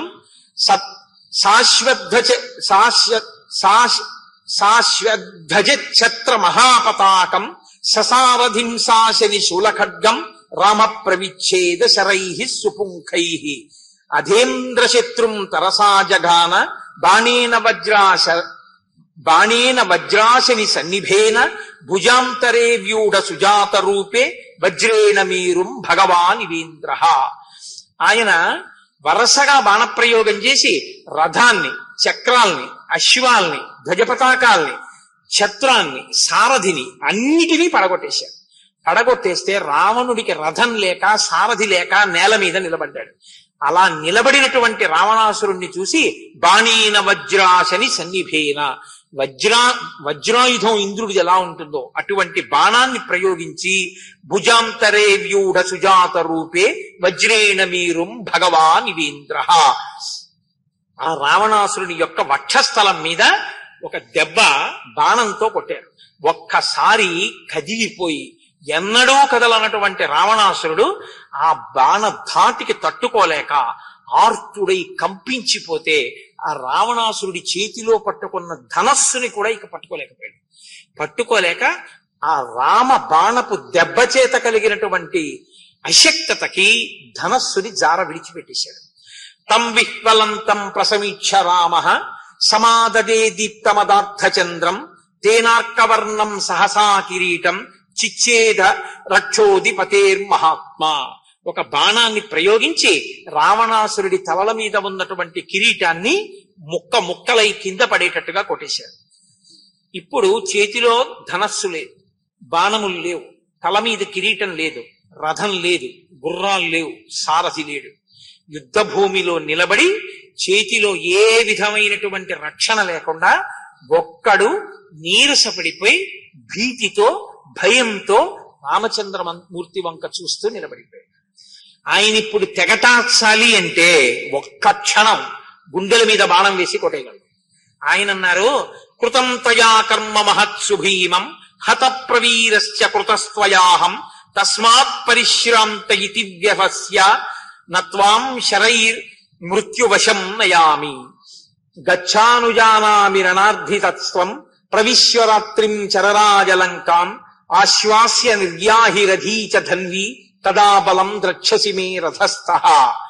రావణ, నీవు ఇప్పటిదాకా వానర యోధులతో యుద్ధం చేశావు, బాగా అలిసిపోయావు, నీకింక యుద్ధం చేసే ఓపిక లేదు, క్షీణించిపోయింది, నీ కిరీటం పడిపోయింది, నీ రథం భగ్నమైపోయింది, నీ గుర్రాలు మరణించాయి, నీ సారథి మరణించాడు, నీ చేతిలో ఆయుధాలు లేవు, కాబట్టి నిన్ను నేను చంపను, విడిచిపెట్టేస్తున్నాను, పో అంతఃపురానికి. ఇవాళ రాత్రి విశ్రాంతి తీసుకుని రేపు మళ్ళీ రథం ఎక్కి ధనస్సు పట్టుకుని యుద్ధానికి రా. నీ చేతిలో ధనస్సు ఉండి యుద్ధం చేస్తుండగా చంపుతాను తప్ప చేతిలో ఆయుధం లేకుండా నిలబడిపోయిన వాణ్ణి చంపను. అది నా క్షాత్రం కాదు, నా ధర్మం కాదు, కాబట్టి పో, వెళ్ళి విశ్రాంతి తీసుకో అని చూస్తూ వెనక్కి లంకలోకి వెళ్ళిపోయాడు తప్ప 10 అడుగులు వేసి ముందుకొచ్చి రామచంద్రమూర్తి పాదముల మీద పడిపోయి ఉంటే రావణాసురుడు ఎటువంటి స్థితిని పొందేవాడు. ఇంత అవకాశం ఇచ్చినా ఆయన మాత్రం లంకలోకి వెళ్ళిపోవడానికి సిద్ధపడ్డాడు తప్ప రాముడి కాళ్ళ మీద పడ్డానికి మాత్రం ఇష్టపడ్డాడు. రావణాసురుడు దీనుడై దిగాలుతో నీరసపడిపోయి రామచంద్రమూర్తి చేత ఓడింపబడి సిగ్గుతో తల ఉంచుకుని వెనక్కి తిరిగి వెళ్ళిపోతుంటే తస్మిన్ ప్రభిన్నే త్రిదశేంద్ర శాత్రౌ సురాసురాభూత గణాదిశ్చ ససాగరాహ సర్షి మహోరగాశ్చ తద్యైవ భూమ్యాంబుచరాశ్చ హృష్టాః. ఆ రామచంద్రమూర్తి యొక్క వైభవానికి 3 లోకంలో ఉండేటటువంటి వాళ్ళు, సురాసురులు, దిక్పాలురు, సాగరవాసులు, మహర్షులు, మహానాగులు, భూమిలో జలాలలో ఉండేటటువంటి సమస్త ప్రాణులు ఎంతో సంతోషించి ఇవాళ కదా రావణుడికి ఇంత అవమానం జరిగిందని ఎంతో ఆనందించి అందరూ కలిసి రామచంద్రమూర్తిని స్తోత్రం చేశారు. రావణాసురుడి మీద మొదటి విజయాన్ని రామచంద్రమూర్తి సాధించారు అన్న ఈ ఘట్టం దగ్గర ఆయన అంతటి ధర్మాత్ముడై చేతిలో ఆయుధం లేని వాణ్ణి చంపను అని విడిచిపెట్టినటువంటి ధర్మాత్ముడైన రామచంద్రమూర్తి యొక్క వైభవం దగ్గర ఇవాల్టి ఉపన్యాసాన్ని పూర్తి చేసి మళ్ళీ రేపు సాయంకాలం ప్రారంభం చేద్దాం. బహుశः రేపు చాలా ఘోరాతి ఘోరమైన యుద్ధం. కుంభకర్ణుడు మేల్కొల్పబడతాడు. రేపు కుంభకర్ణుడు యుద్ధానికి వస్తాడు. ఆ వెనక ఇంద్రజిత్ కూడా వస్తాడు. అక్కడ వరకు నడిస్తే కథాభాగం నడవాలి 131 సర్గలు. ఎందుకంటే రేపు 4వ రోజు, ఇక మిగిలింది 3 రోజులేగా. ఆఖరి రోజున పట్టాభిషేక సర్గ ఒకటే చెప్పాలి. కాబట్టి నేను 5, 6, 4, 5, 6 అంటే 3 రోజుల్లో రావణాసురుడు నిహతుడైపోయేటట్టుగా చూడవలసి ఉంటుంది. కాబట్టి చక్కగా మీరు ఆ వైభవాన్ని అనుభవిద్దురు గాని మనందరం రావణ సంహారమై రామచంద్రమూర్తి రావణాసురుణ్ణి సంహరించిన రోజున ఆ సన్నివేశాన్ని విని మనందరం పరమానందంతో రామనామం చేద్దాం.